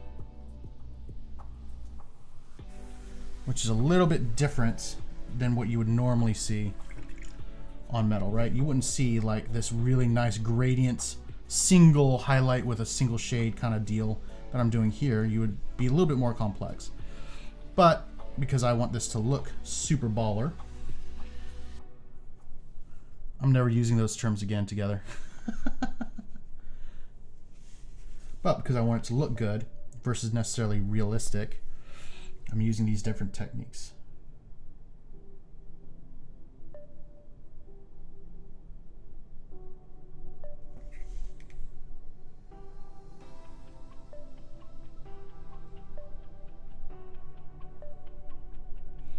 And patience is key when it comes to this particular method, because you're not going to get it in one layer. You're just not. So you need to be patient. Let first layer dry, come back with a second layer. Just keep working up your opacity until you get a nice smooth transition between the two colors.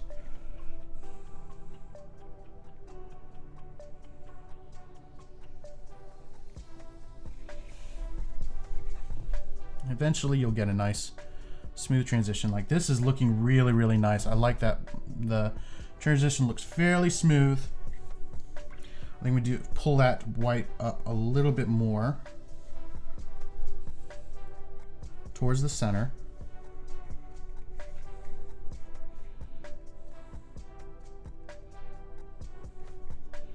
So take it from all the way from this darkest gray all the way out. And all this is going to do is just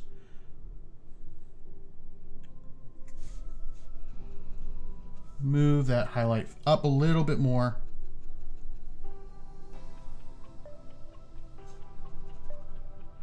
And give us a really cool look. And it will actually help our transitions look a little bit smoother too.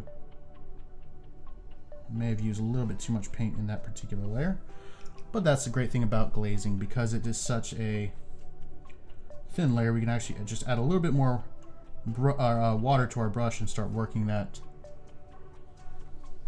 layer off.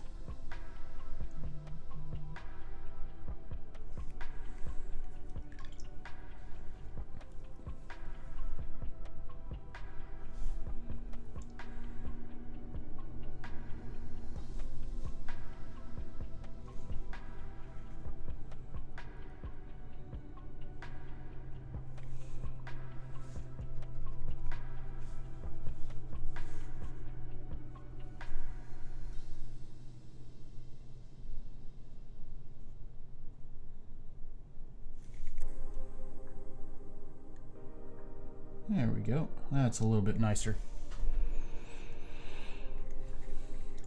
And then I'll come back with my dark tone here. Add a little bit of a glaze back towards the center, just so that we're helping out the transition between the absolute really bright white that we just used.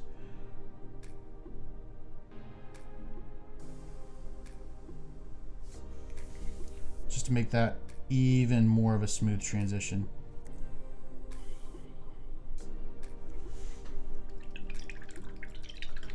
Like that. Then we'll flip back to the other side because we're probably dry here, and it does look like we are. So we'll go ahead and repeat, rinse and repeat on this side.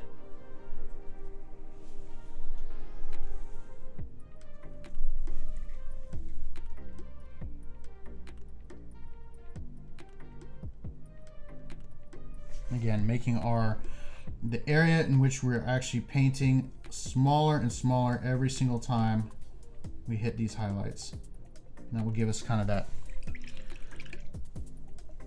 blend between the two that we really want to start seeing. The only problem that I'm getting here is that we are running out of paint. It's starting to dry up a little bit, but that's okay. We can always remix and see what we get.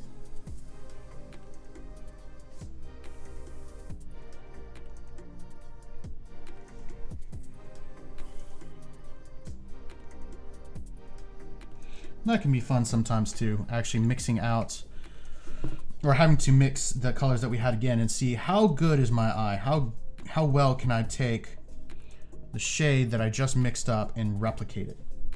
That's also a nice adventure sometimes.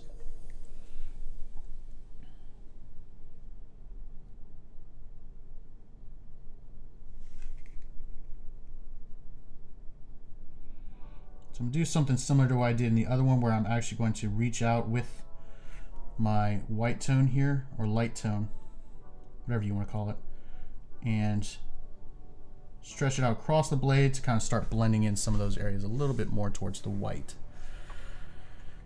All right, cool. So I really want the transition on this side of the blade to be a lot nicer than the one on this side of the blade. I want this one to be nice, but the transition on the other side of the blade is a little bit more important because that's the one everybody's going to see when they actually look at the miniature.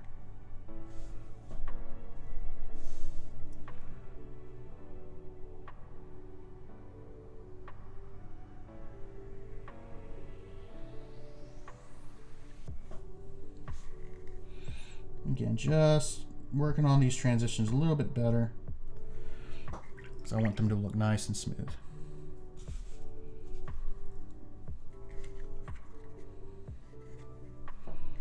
My phone is going absolutely crazy right now, but you know what? We're gonna ignore it because we all painting, y'all. At least we're gonna ignore it for now. I'll probably, as soon as I end the stream, I'll be like in a panic huff, being like, I need to know what happened. Why is everybody trying to contact me? Did somebody die? Oh no, what's going on?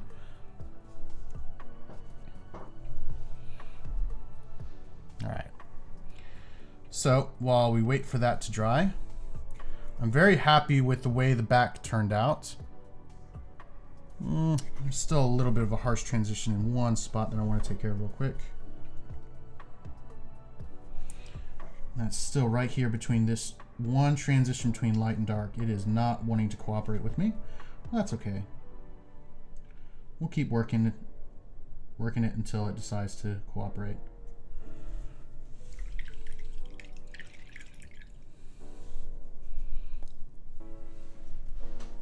There we go. All right, let's figure out a color for the feather. So one of the split complementary colors that I wanted to use for the was more of a blue, like a sky blue. So that's actually what I'm gonna do. I'm gonna steal some of the sky blue that I used for my non-metallic metal on the other side. I'm gonna use this as my base coat for the feather.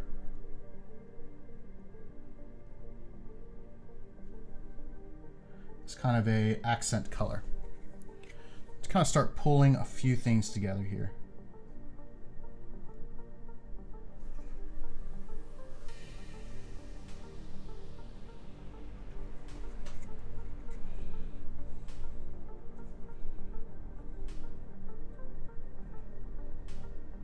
At some point, we're also going to want to dry brush her hair, which I'm not looking forward to. To bring back some of those blonde highlights that we were going for. Because really, right now, once I added that flesh shade, Reikland Flesh Shade, which is a really good wash, but it's kind of got a red tint to it. It gave me what I wanted for my darkest points on the hair, and it gave me kind of that reddish tint. But I want to bring back more of the blondness in her hair.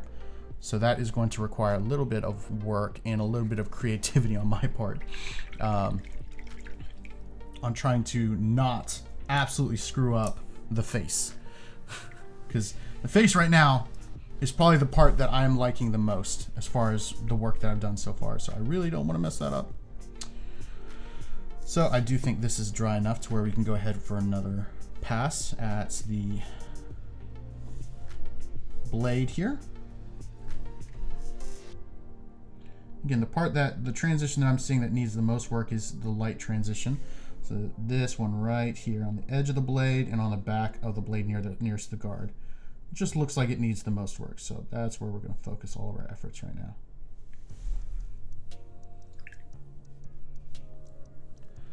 now. So yeah, I'm also trying to figure out what color I want the hat to be. I don't want it to be brown because right now I have a lot of brown on this miniature. I'm thinking going with black, similar to what I did with the gloves. But again, black is extremely difficult to highlight correctly and make it read black without making it read gray, especially on larger surfaces. So we'll try it. If it turns out terrible, it turns out terrible. I think there's enough good work on the rest of the miniature to where people won't be looking at the hat being like, man, this miniature looks terrible. I think they'll look at the rest of the miniature and be like, holy cow, it looks amazing. At least that's my hope.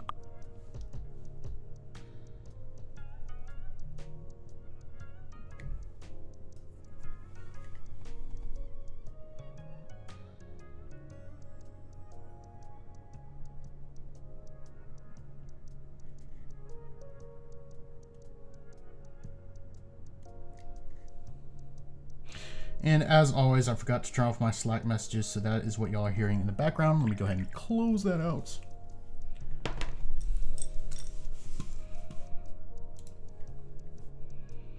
Where are you? There you are. Quit. Sweet. No, we won't let that bother us anymore. All right, so I do believe that this is dry enough for another layer. And again, this is the part about doing stuff like this non-metallic metal that takes just a lot of patience. Cannot rush glazing, because with glazing, if you add too much too soon, what will end up happening is you'll actually pull away the previous layer and you'll just end up with this really hideous, basically water spot. And it looks terrible, and nobody wants a miniature that looks terrible, so just be patient with it, and you'll get there eventually. You'll build up enough layers to where everything will look nice and smooth.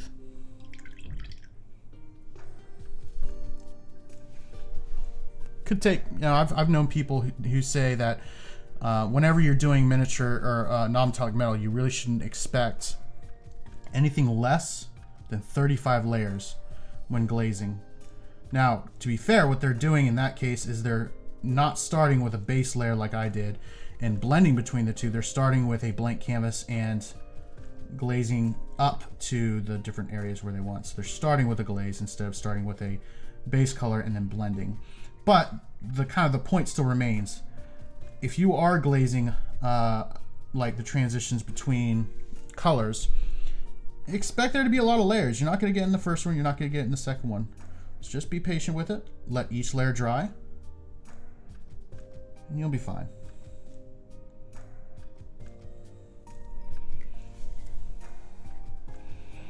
So just going to paint this like little coin purse that she has, or coin bag, whatever you want to call it. Starting off with the same highlight color that I did with the rest of the leather. And we'll highlight up from there, adding some of the Reikland flesh, or Reikland flesh stone, the Pallid Witch flesh. Again, because we want that beige, because we want to keep a little bit of that redness that comes with this brown.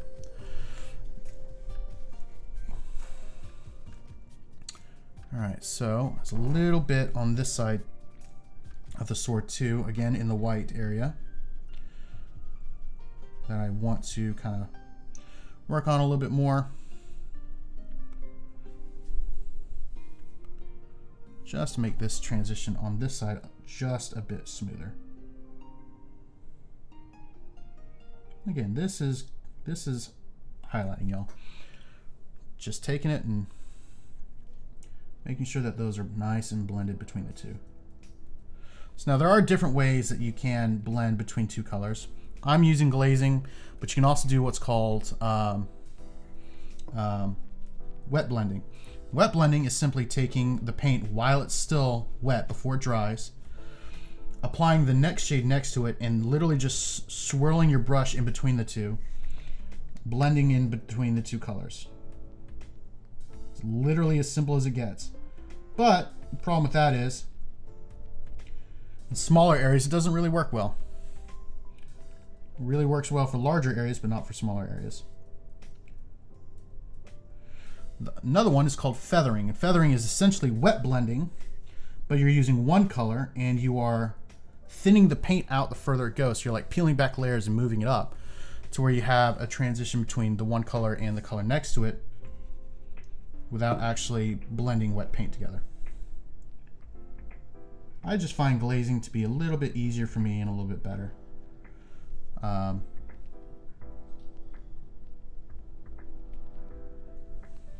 should probably start doing those other two methods as well, but I tend to stick with what works for me, and that's why I'm again, like I talked about earlier, that's why I'm doing this challenge with the Brush Wielders Union, because I want to get better at certain colors or certain techniques and not stay in a rut the whole time. So what I'm doing now is I'm adding an edge highlight to the edge of the sword of pure white. What that's going to give me is it's going to make that sword look sharp.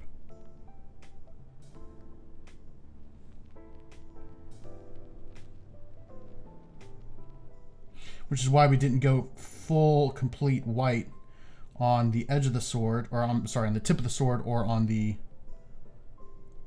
towards the hilt, because we do actually want that white to stand out even on the brightest part of our highlighting. This would be a little bit awkward getting into here, but that's fine. Basically, the edge closest to her hair, just not a whole lot of access to it, so it's just going to be a little bit more difficult to get to. There, that's not bad. All right, and we'll do the same thing on the edges on the spine of the blade.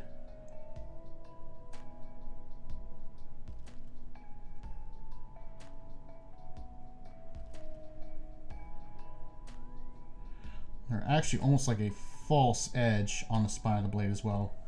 I'm going to hit with a highlight.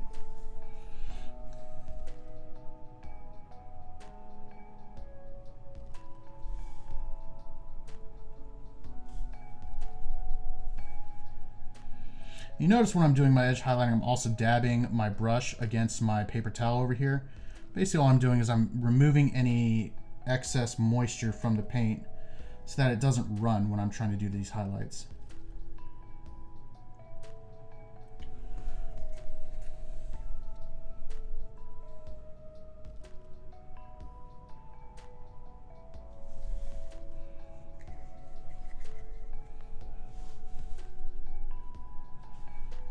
The last thing you want is paint to run into recesses where you really want it to stay on the surface. Now there's like a false edge or almost like a secondary edge on this, and this part is going to be a pain because I'm not really sure if I'm even going to be able to edge highlight traditionally. It looks like I will be able to. I just got to be really careful when I get to some of these places.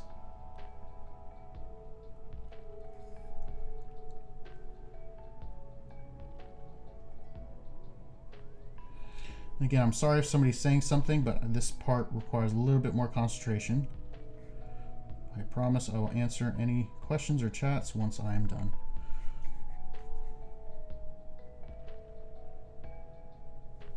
Oh, got some on her hair. That's okay. Time for a different angle, which is always the worst.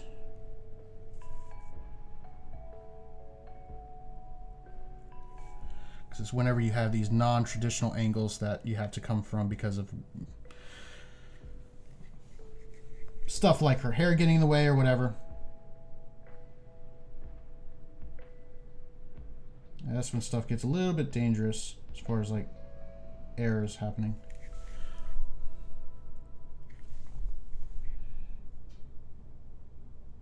One of the advantages we have with this particular model is the edges aren't perfect. There are nicks and cuts and stuff in it, which is actually going to make highlighting and messing up those highlights a little bit more forgiving. But I still want it to look nice and neat.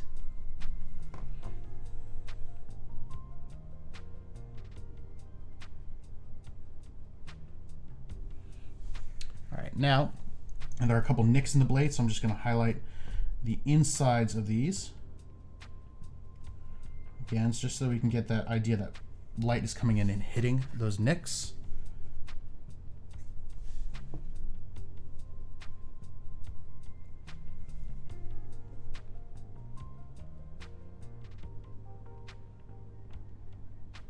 I'm running into a little bit of an issue with the paint drying on my brush, which is part of the problem with edge highlighting using paint that isn't fully watered down. You can end up with paint drying on the brush and a lot faster than if it was actually watered down, which can affect things like the paint flowing off of the brush. And if the paint is not flowing off the brush, then you can end up with interesting things happening. So there are gouges in this blade that I'm also going to hit just like one edge of the gouge. A little bit of a white glint there. And then I'll back shade it with my shadowed color.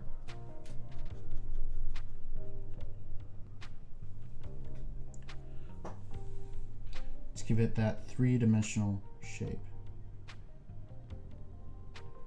Like that. And I'll do the same thing with the center of the cut, or the nicks. Like so. There. And that is a sword blade done. Two different colors.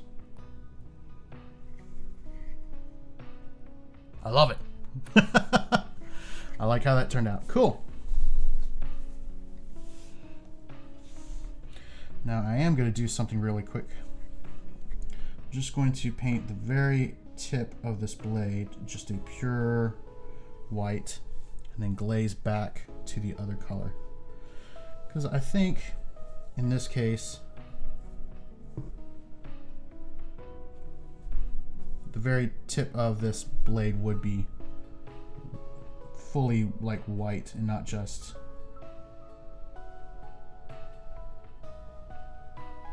that pale color, like that. Not too difficult. And then I'm going to do the same thing on the other side. Just grab the very tip of the blade, and because we're already so close to white on our original shade, the blending is going to be a lot easier.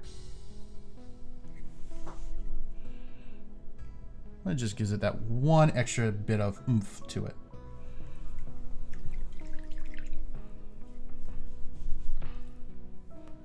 All right, so our coin purse has dried. So what we're going to do now is we are going to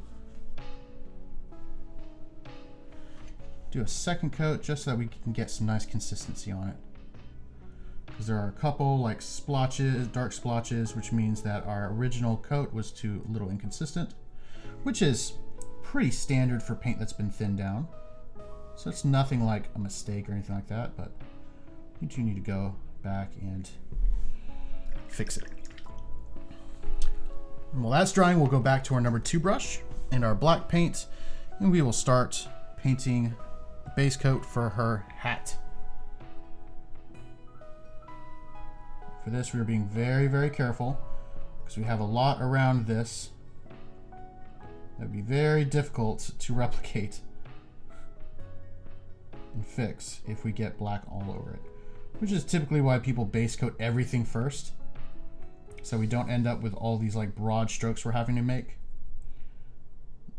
But I was just wanted to get the face done very fast because reasons.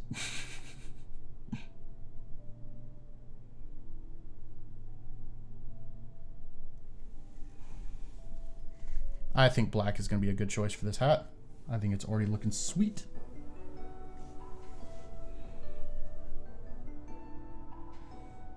But thankfully, with the way that this is going to be shaded, the underside of the hat isn't really going to need any work at all. Once it's been shaded, because it's just black and you can't really get any darker than black. So once that has been done, we won't have to worry about avoiding the face. We won't have to worry about avoiding her hair. We'll just leave it alone and not worry about it anymore. With the exception of one spot, and that is there's a little metallic chain on the front of her hat. But that's a metal chain. We don't really have to worry about that too much.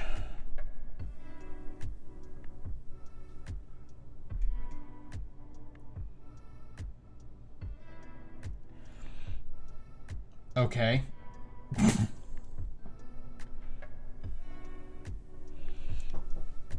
Technically true on multiple levels, I guess.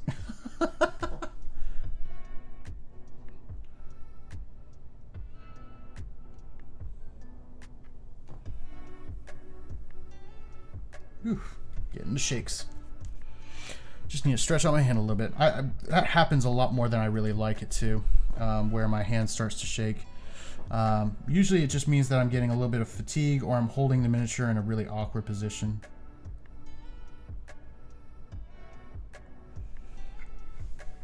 In this case, I think it was a case of both because I've been painting for a couple hours now.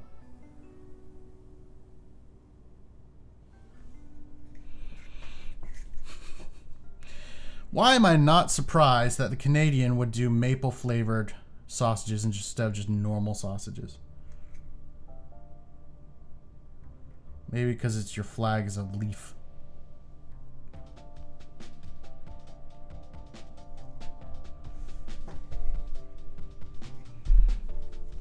I'd be curious to know what the origin of the Canadian flag is. I don't know if you know it or not, because like Americans know the original story behind the American flag. Not sure if it's true or not.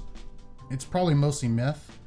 But like, how did the Canadians decide to use a maple leaf on a white background? Like, when did that happen? Like, how soon after, like, Canada was, I don't want to say freed, but, like, left the British Empire? Like, when did they decide, like, the maple leaf was the thing?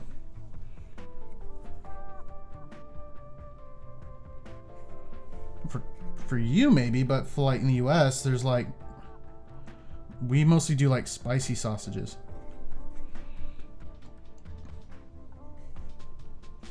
At least where I'm from in the US.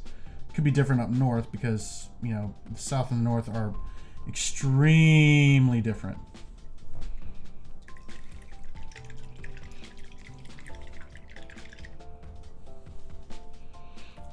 And what I mean by normal is I don't mean that it is abnormal to have a maple flavored sausage. Is that normal as in like just a sausage with like spices or whatever in it versus like a maple flavored one. That's what I meant. Not that maple flavor isn't normal.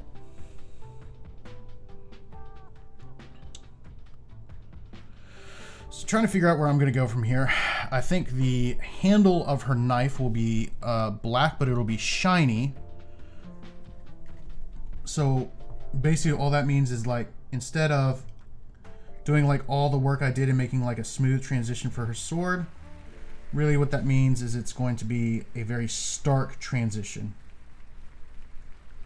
It'll be like, it'll be black and then it'll be almost white, and then there'll be like basically no transition between the two. And that is how you make something look glossy without actually using like a gloss paint.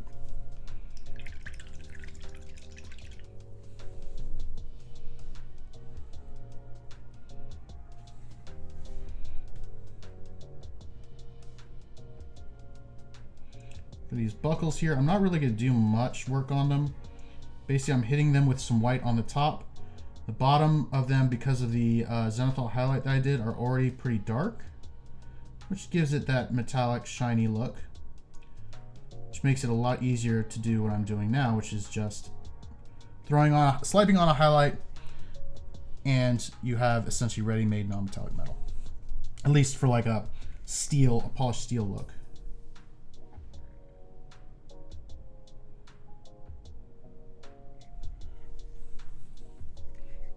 See? And then we'll do the same thing with the little ring up here on her jacket. Just gonna highlight the top white. And then the inside on the bottom, white. And then I'll take, instead of a black, I'll take this dark gray. And I'll do the inside of the top and the bottom, and the outside of the bottom, these colors.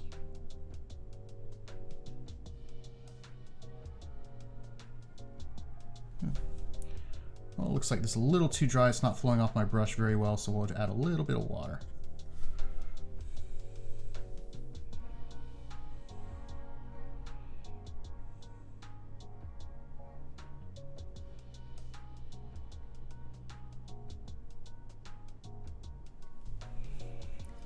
There. So that dark on the bottom and the bright on the... easy for me to say. And the bright on the bottom, it makes it look white, or makes it look metallic. You can tell it's been a long day for me because my mouth is not working, and normally it works all the way up until I end the stream. But it has not been good to me all stream. Neither has my memory. My memory's been terrible on stream today.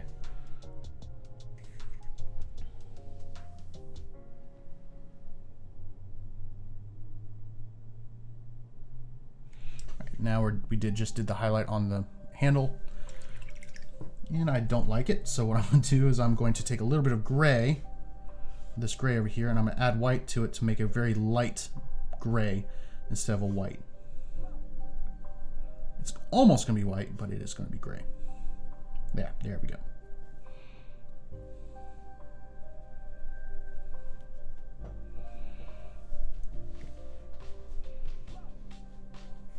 Okay. Gotcha.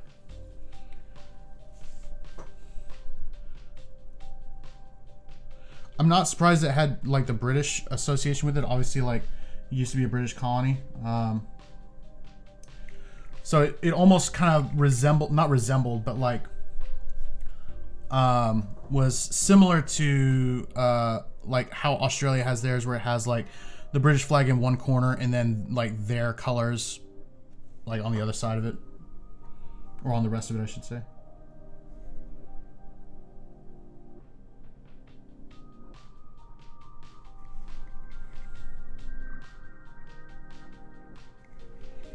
There. Nice little highlight on the handle. So wait, y'all left the British Empire in the 60s?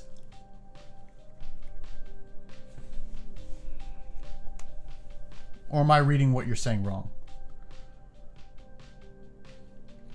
Wow, I didn't realize it was that late. It's like a lot of like the British colonies left the British Empire after World War One.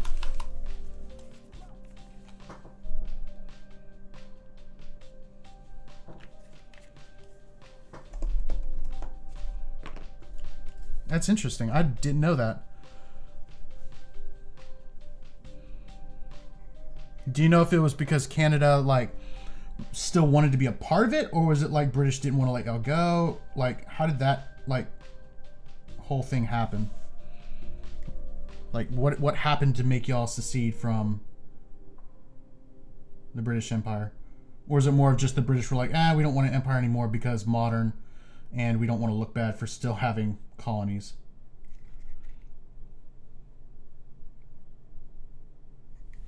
Like, I guess, did y'all leave or did they break up with you?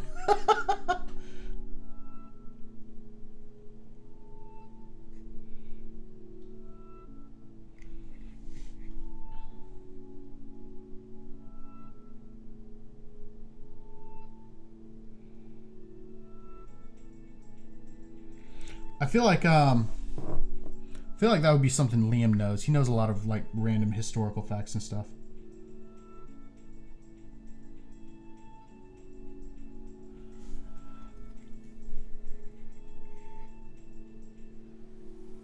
So for this crest on her chest, I'm going for a gold. So first of all, in order for gold to read as gold, we don't start with gold, we actually start with brown. I want it to look very polished, so we're going to crank up the luminance, which is the brightness of the color, very quickly. We're not going to worry about things like smooth transitions, because we want these transitions to be pretty harsh, because the more contrast you have, the more like the gold color it's going to read. So first we start with a coat of brown. And then she also has some bracelets on her right arm and around her glove in the left arm. Those are also going to be gold, so we're going to go ahead and hit those with our kind of goldish brown color, I guess you'd call it.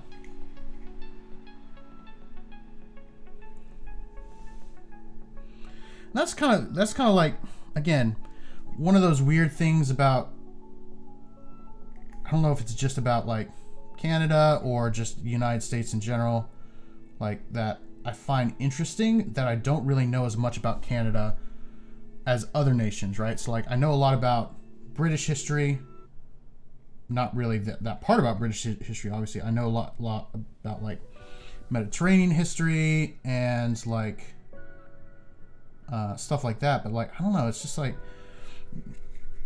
we're taught, at least I was taught a lot in school, and not in school, just from the textbooks that we used for homeschooling. We learned a lot about European history, African history, and Asian history, but we didn't learn a lot about the places around us. We didn't really learn about the islands history. We didn't really learn about South American history or Canadian history, which is really weird. You'd think we would know and write more about the countries that are right next to us and the countries that founded us versus countries like or the other continents, right? So like, I don't know.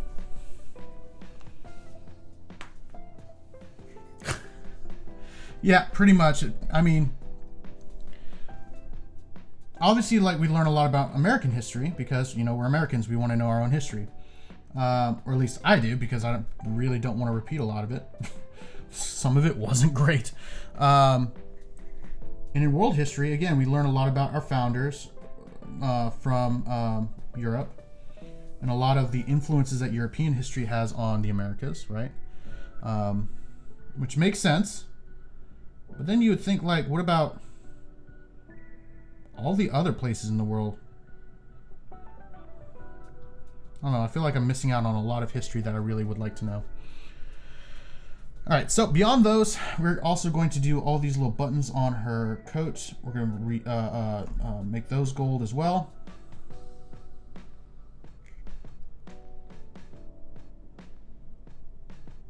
So just really quick, go ahead and color all those are kind of, it's not really a shadow, but our dark color on both sides.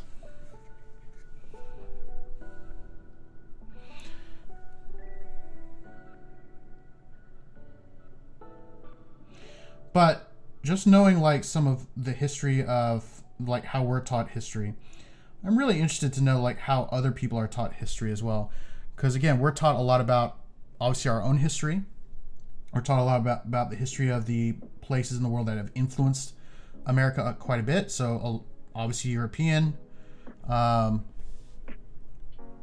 not a whole lot more. A little bit of Asian history, just because there's a lot of really important ideas that came out of Asia, right? A couple world religions, you know, and a lot of philosophy and things like that. Very important stuff.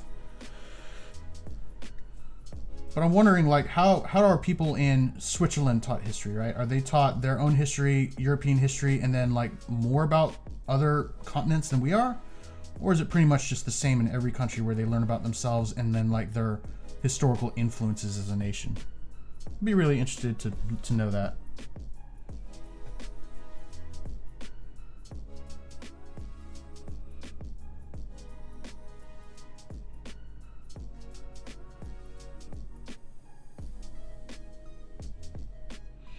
I feel like if people knew more about history, then we really wouldn't be having a ton of debates like we are about today about things like politics. Although there are some people who would be willing to say, very arrogantly, I think, that just because other people have done it doesn't mean we can't, or maybe they did such and such wrong and we would do it better. It's like, yeah, let's not use that logic because that's super arrogant.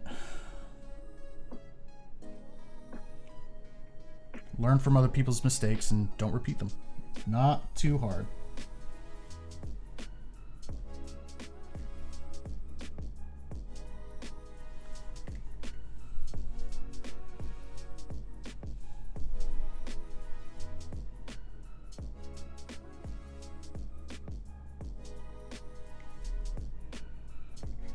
So how were y'all taught history, Calico? Like, were you taught like Canadian history and then like European history, or like were you taught like world history, like true world history, where you learned about Asian history, African history, and things like that?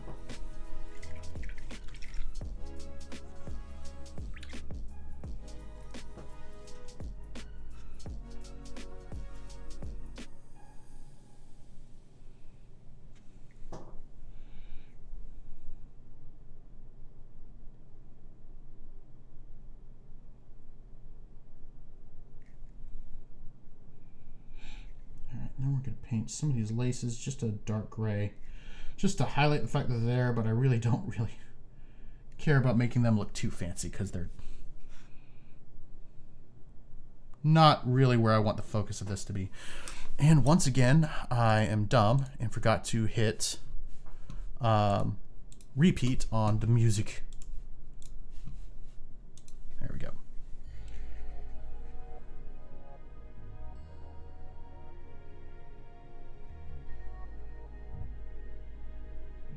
There are also some ties on her pants here that I'm just hitting really quick.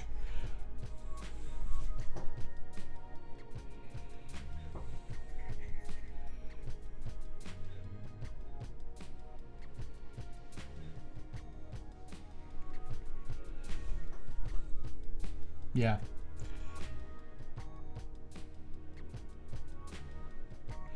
Was that the same in like, was that just in like grade school, or, well, I don't really know how the Canadian education system is set up, but like, I don't know if y'all have like grade school and then like high school and then college or what, but was it the same in all of the ones? All the like classes you took?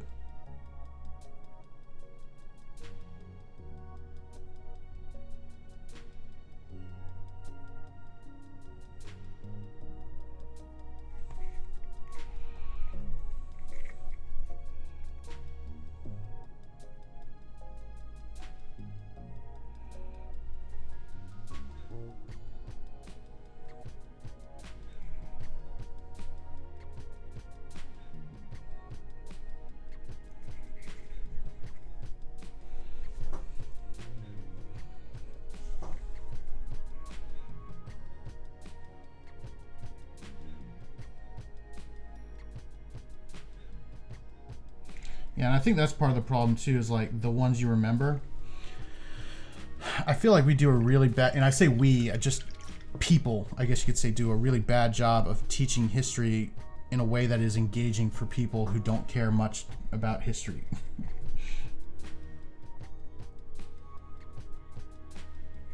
So that instead of remembering it, they're ignorant of history many times. There'll always be some people who are just ignorant of history, which is unfortunate because history is super important, but it happens. So we're just doing like the buckles and stuff like that, just doing it like a simple silver look. Not silver, just like a silver or white metal, I guess you could say. So paint it with dark gray, now hitting it with some of that light gray that I just mixed earlier, and then we'll do a quick highlight of white to make it look nice and shiny and polished. And we're just going to hit the very top edge with that. Oops, a little bit more than top edge, but it'll work out.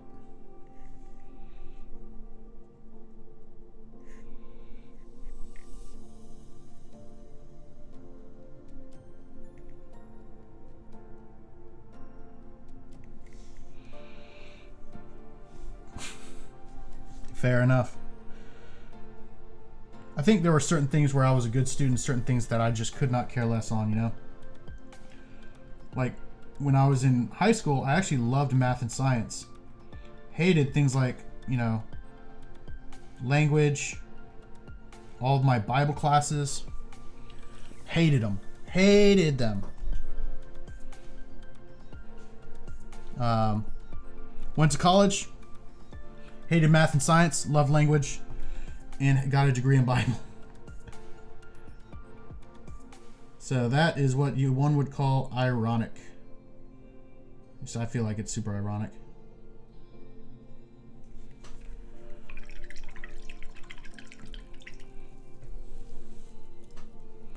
Alright, so let's go ahead with our first highlight on this gold emblem here. I really want this to be well mixed, because I'd rather not do multiple coats. But we will if we need to. Ah, paint's falling everywhere.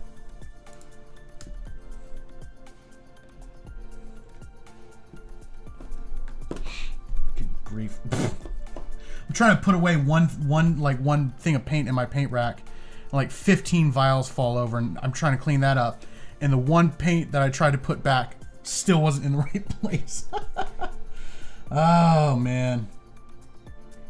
So for this, again, we're not trying to do something super fancy, although non-metallic metal is super fancy.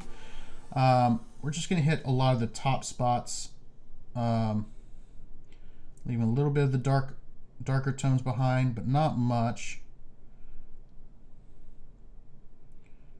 Really, we just want to make it look like that's where the highlights were.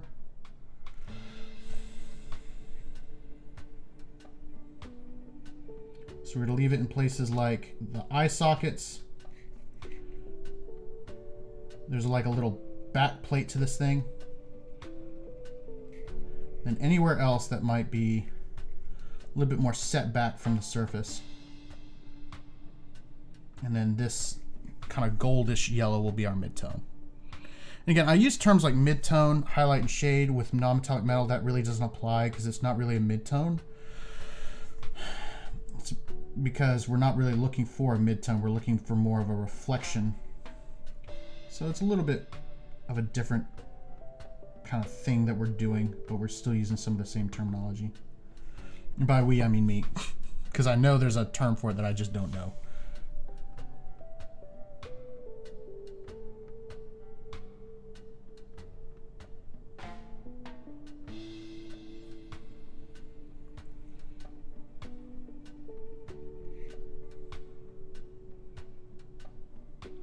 So this might be where I also come in with one of my nice and small brushes, because there are some parts of this that are very delicate and small, and even though I have a nice sharp point on this particular brush, it's not going to look super good. So I'm going on all the other parts of this miniature that are going to be gold, i.e. the buckles. I think there was one other place that I was going to do gold. Oh, right, her bracelets. I'm not really going to worry too much about having like this kind of intermediate reflection tone. I will on some of the larger pieces, but some of these are so small that I can get away with just doing a bright highlight, and then that's it.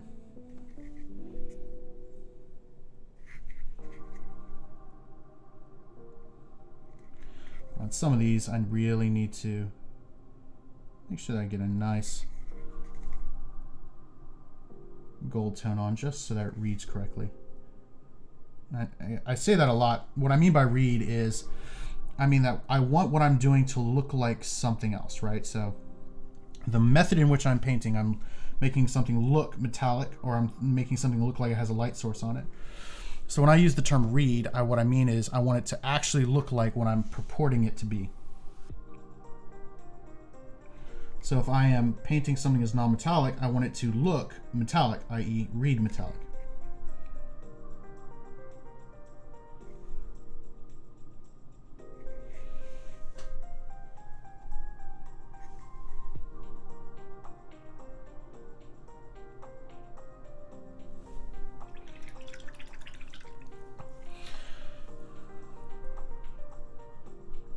But no, Calico, I was not a good student either in a lot of areas. And even in the places where I was a good student, I wasn't a good student. What I mean by that is, like, there were areas where I enjoyed studying, but I actually didn't study. So, like, for instance, in college, I passed multiple courses in my major with an A, having never read the textbook they gave me. Because a lot of what they lectured on, or a lot of what the textbook covered, was lectured on. So I literally did not have to read the textbook all that much, unless I was really, really trying to, unless like it was like a really important test, like a final or midterm.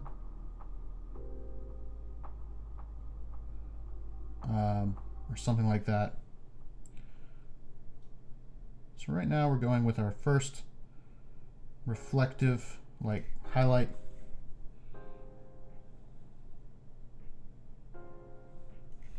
We're using this nice pale yellow color. And we're just going to hit all of the parts of this that are facing the light source. So on the top of the ring, but not on the bottom. On the tops of these little triangles, about halfway up the triangle. On the top of the skull. And anywhere that we want to look reflective. And then on the bottom of the jawbone. Like so. Now what we'll do is we will add white to this color to get our next highlight. And for that, I'm going to switch to my number 0 brush, because we are going to get into some very, very delicate areas. And I want to make sure that I do them justice by being a little bit more precise.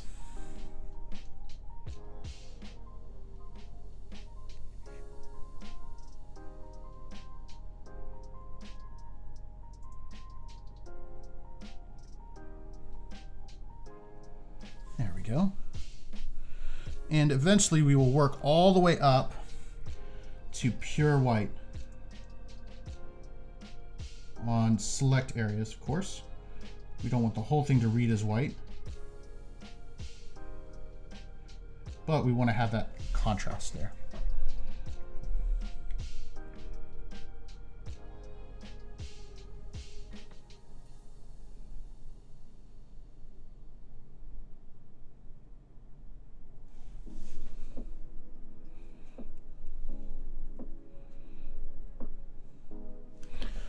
Brush again, and we'll start hitting some of these. There's some really interesting details on the top of the skull here. I really want to make sure pop.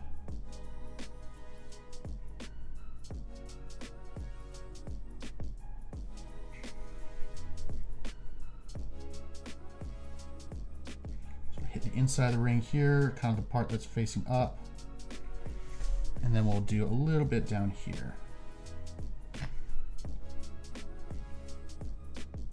Trying to be a little bit more delicate with this.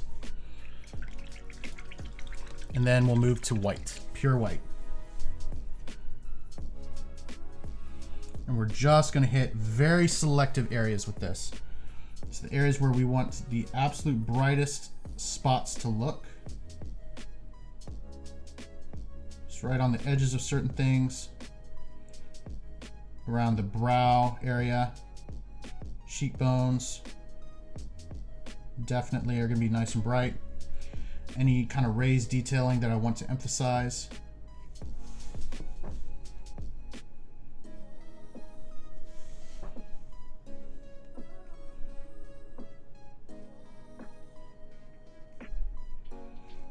The edges of all of these little triangles that are facing the sky.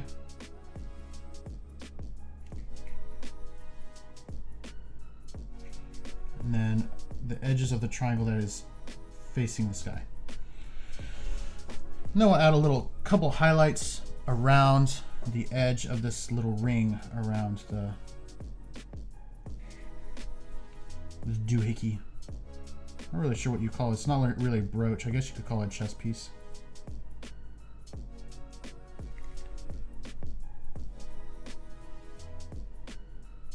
So little eye gems. I'm not sure exactly what they are, but what I'm going to do is I'm just going to put some white dots on the tops of them, just to make it look like there's a little bit of a glint. And I really like how that turned out. Sweet.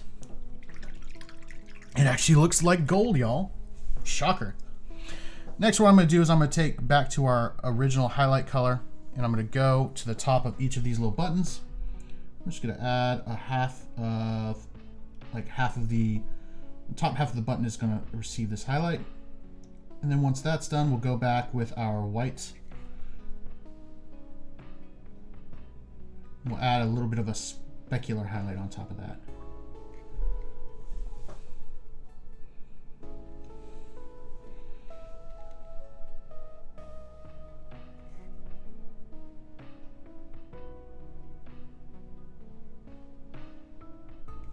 Forgot why I don't use this number 0 brush a ton. It doesn't hold a lot of paint, and what paint it does hold doesn't flow off super great because, yeah. I'm gonna transition back to my number 1, which is kind of like my heavy hitter, I guess you could say. It's the one that I use the most. Not just this physical brush, but the size as well. Again, not as precise, but in this case, we don't need to be super precise because the detail we're painting is very, very small.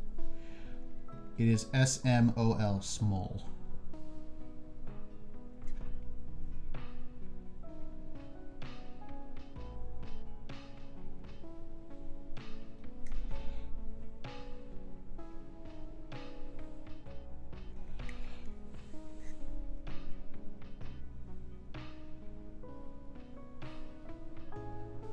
There we go. And then we'll come back and just add a little bit of a white dot on the tops of each of these buttons.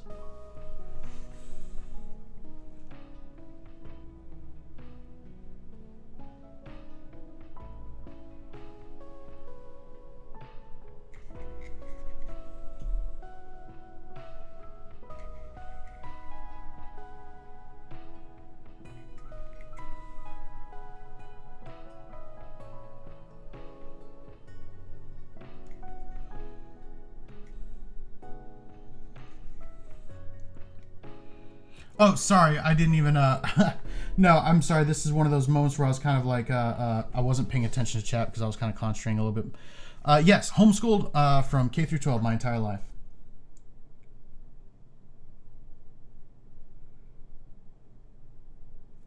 In fact, it's one of the things that I found it incredibly rewarding, and actually I talk about it quite a bit. So, for me, I want to homeschool my kids as well, because I found that for me, in my experience in homeschooling, was extremely valuable. And yeah, for me, I don't see with my religious convictions, as well as my convictions, like I don't want to say government convictions, but I guess you could say the same thing, like the way that the U.S. educational system is put up, I have no faith in it at all. Seeing what's been, like what the school system was where I grew up, seeing what it has produced, the kind of people it has produced, the kind of education that's produced, I have zero confidence in it at all compared to what my parents were able to give me. So like, if and when I have kids, I would like to homeschool them.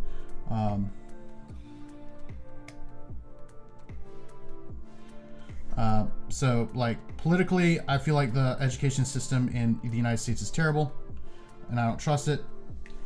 Religiously, I feel like it is the duty of, the Bible would say that it is the duty of the parents to educate their children, both in life and in the ways of the Lord. And so I feel like it's not the state's responsibility for that. So on multiple levels, yes, I'm all about that homeschooling life.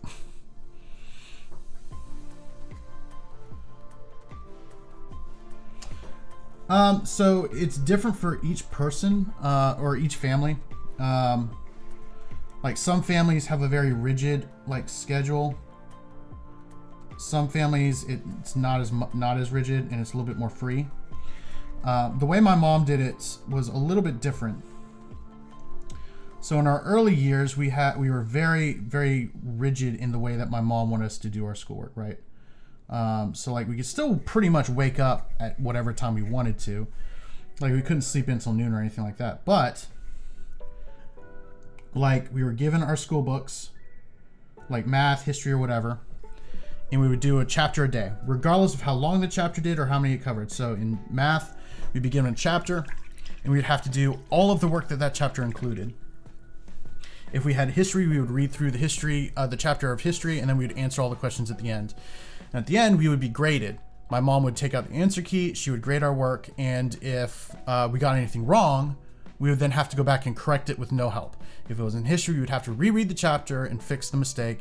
If it was math, we would have to recalculate everything and fix that. Once we got into high school, it became a little bit less rigid because we kind of knew what we were doing at that point as far as like the work aspect of it. And so she would still correct our work, but for the most part, like it was like, okay, do every other problem in your math homework or stuff like that. We could sleep in longer. We had jobs, so the flexibility of when we did our schoolwork was extremely flexible, right? Instead of having to do it in the morning and being able to do nothing until you finish, like I could go to work and work the morning shift and then come back and do school in the evening, or vice versa, right? And then we did year-round school, so we didn't take a summer break in the early years. And the reason we did that is my parents like to go camping, and we would go camping on the off season when stuff was less crowded. And so what we would do is we would, work throughout the year, and then we could just take a week off if we wanted to. And then in Georgia, there are a couple of laws that you had to abide by when homeschooling. Firstly, you had to test every 4 years, and do a standardized test every 4 years. My mom had us do it every single year, just so that she could track our progress. And let's see, I think you also had to be a part of a homeschooling association, so it's almost like a school board made up of the parents. So we had to do that. Or my parents were a part of that, I should say. And we would go do like different activities and things like that. Like we would have group, what would you call it? Like field trips where the association would get something on the books. And we'd all go to like a factory or like a museum or something like that together. And we'd do a field trip. And for us, what was cool, because we did school year round, if we did go to a field trip, that field trip counted as our school for the day. So if we went to a factory or whatever, we wouldn't have to do any of our normal schoolwork. So we loved going, even if it was the most boring thing ever, right? We loved going on field trips because that meant when we got home, we didn't have to do any more school. So that was kind of my experience in homeschooling. So the way that my mom did it was very structured. So it wasn't like we could just sit around and do nothing all day. We actually had stuff that we had to do and get done. And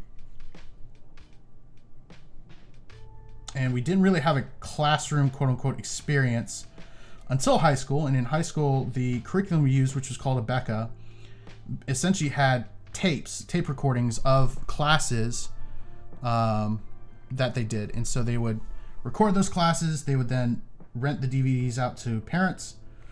And the kids would watch them, and they would essentially do the classwork with the students. So like, for instance, we would do science experiments or watch the students do science experiments. We didn't have like the chemicals or equipment to do it ourselves. So yeah, stuff like that. And that was only in high school because basically my mom, through pretty much just through 10th grade, could pretty much help us with whatever we need help with, right? But once we got into stuff like trigonometry and calculus and advanced mathematics and science and physics, at that point she was like, all right, so I don't really know how to do any of this. And so oftentimes what she would do is she would actually take the course with us and learn it. That way, if we needed help, she could help us. And her, of course, being doubly college educated, so she has a degree, associate's degree in Bible, and then a bachelor's degree in teaching. She would then help us if we needed help,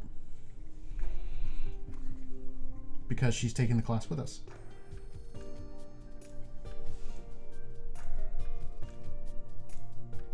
Don't know if that answers your question, but that's kind of like, that was my experience in homeschooling. And that there are different methods that different parents use.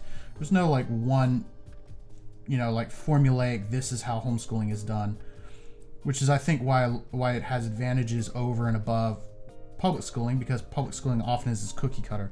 Everyone gets the same education, but oftentimes not everybody needs the same education, right? So, or the same style of learning. That was a big thing, because I could learn however I want. What's going on, Liam?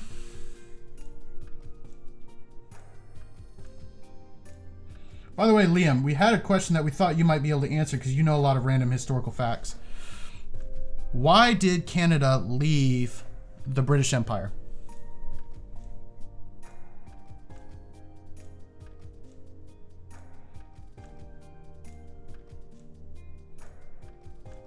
Because that is not something we learn in history in the U.S. So, I just didn't know.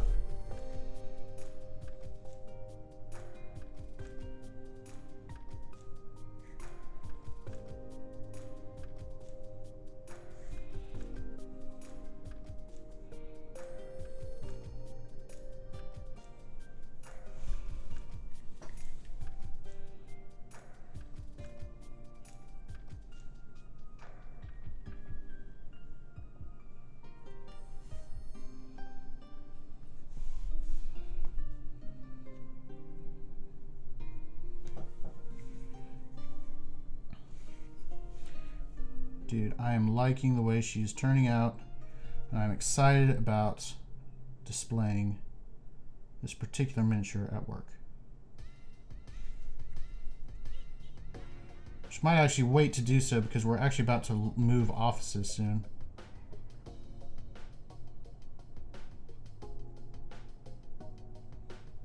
So we're going to get a better facility than what we have now, which is always exciting. And it's new office locations actually be much closer to me too, so that's even more exciting.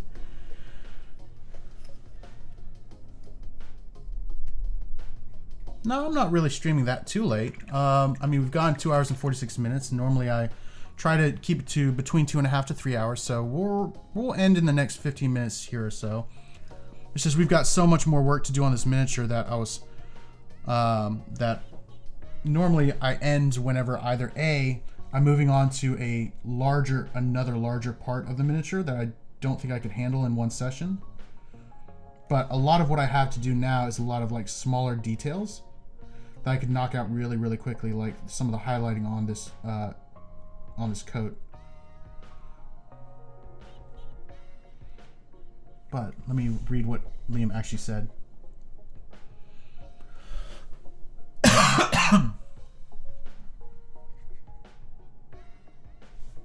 Right. Yeah, because I always start at 9. So midnight is generally between 11:30 and midnight is where I end, generally speaking. Eastern time, that is.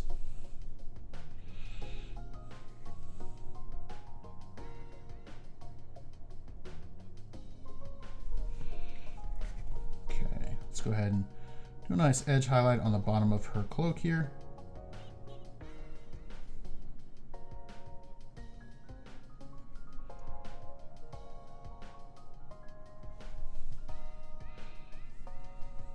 But honestly, the answer to your question is actually, Matt, I just end the stream whenever I really feel like it. And I just generally feel like it after about 2.5 to 3 hours.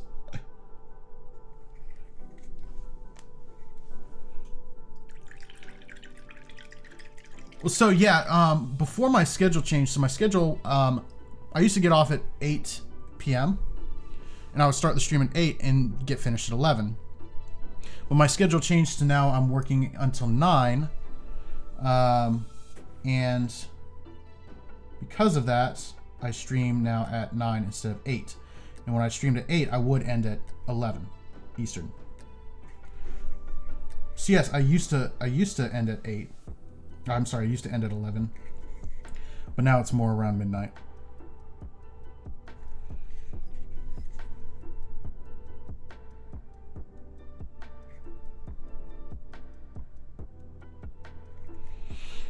And again, most of the time I'm just ending whenever I feel like it. Whenever either A, people stop responding in chat, I just feel like stopping, or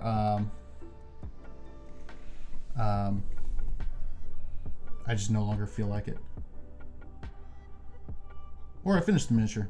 That's a big thing, is there have been times where I finished the miniature like an hour and a half, hour and 45 minutes in, and I'm just like, well, I've got nothing better to do, so we'll end the stream then. So it really just depends on more along the lines of what I have to do left on the miniature rather than anything else. But we're getting really, really close to being done. So for next time, I think I will stop here because, you know, we're getting there, and really I only have a lot of big stuff to do. I don't really have a ton of smaller stuff to do. So, but as far as that goes, what we're going to do next time is we're going to work on her highlighting and working her hat, the feather, and then we'll start work on the base. There's a little bit of a cleanup work that I want to do on her jacket on the back. And then there is the bag here, which actually really quick, I'm gonna go ahead. I forgot to do, there's like a little bit of a tail, like the top of the bag that she's holding right here. I noticed I missed, so I'll just really quick paint that up. But we are very, very, very close to being done, y'all. And I hope to be done by next time, so on Wednesday. And then we can finally get back to my originally planned schedule for nude miniatures, which is 1 a week. Which kind of got sidetracked there, but.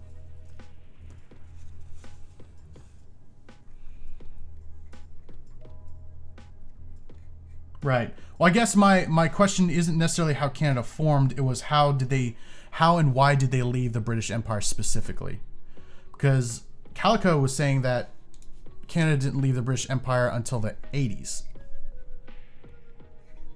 Which I was like, that's super, super late.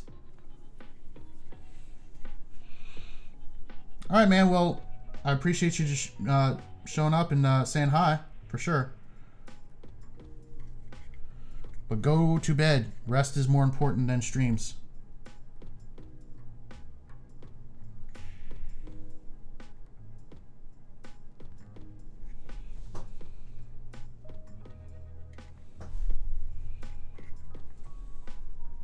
What did I say? Oh, I said 80s. Sorry, I meant 60s. Again, my brain no worky right now either, Matt. But I was today years old when I learned that Canada left the British Empire in the freaking 1960s. I didn't even know there was a British Empire in the 60s.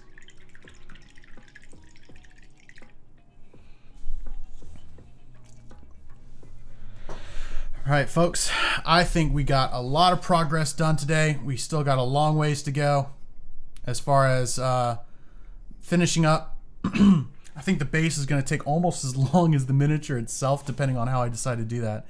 But as always, thank you all for showing up.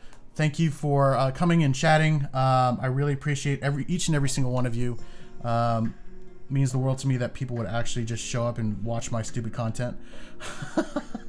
So yeah, I'm saying my goodbye as I continue to work on this miniature because I keep noticing stuff that I need to work on. Should probably just stop and set it down and come back later.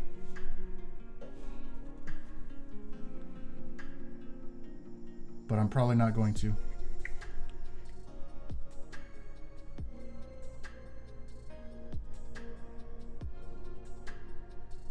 There we go. Awesome. Well, all right, y'all. Again, thank you all for showing up. I really appreciate it. I'm going to go ahead and end the stream here. It is now, almost 3 hours in. So, as always, I will post progress up on my Discord, as well as the Trials of Imagination Discord. I will see you all again on Wednesday at 9 p.m.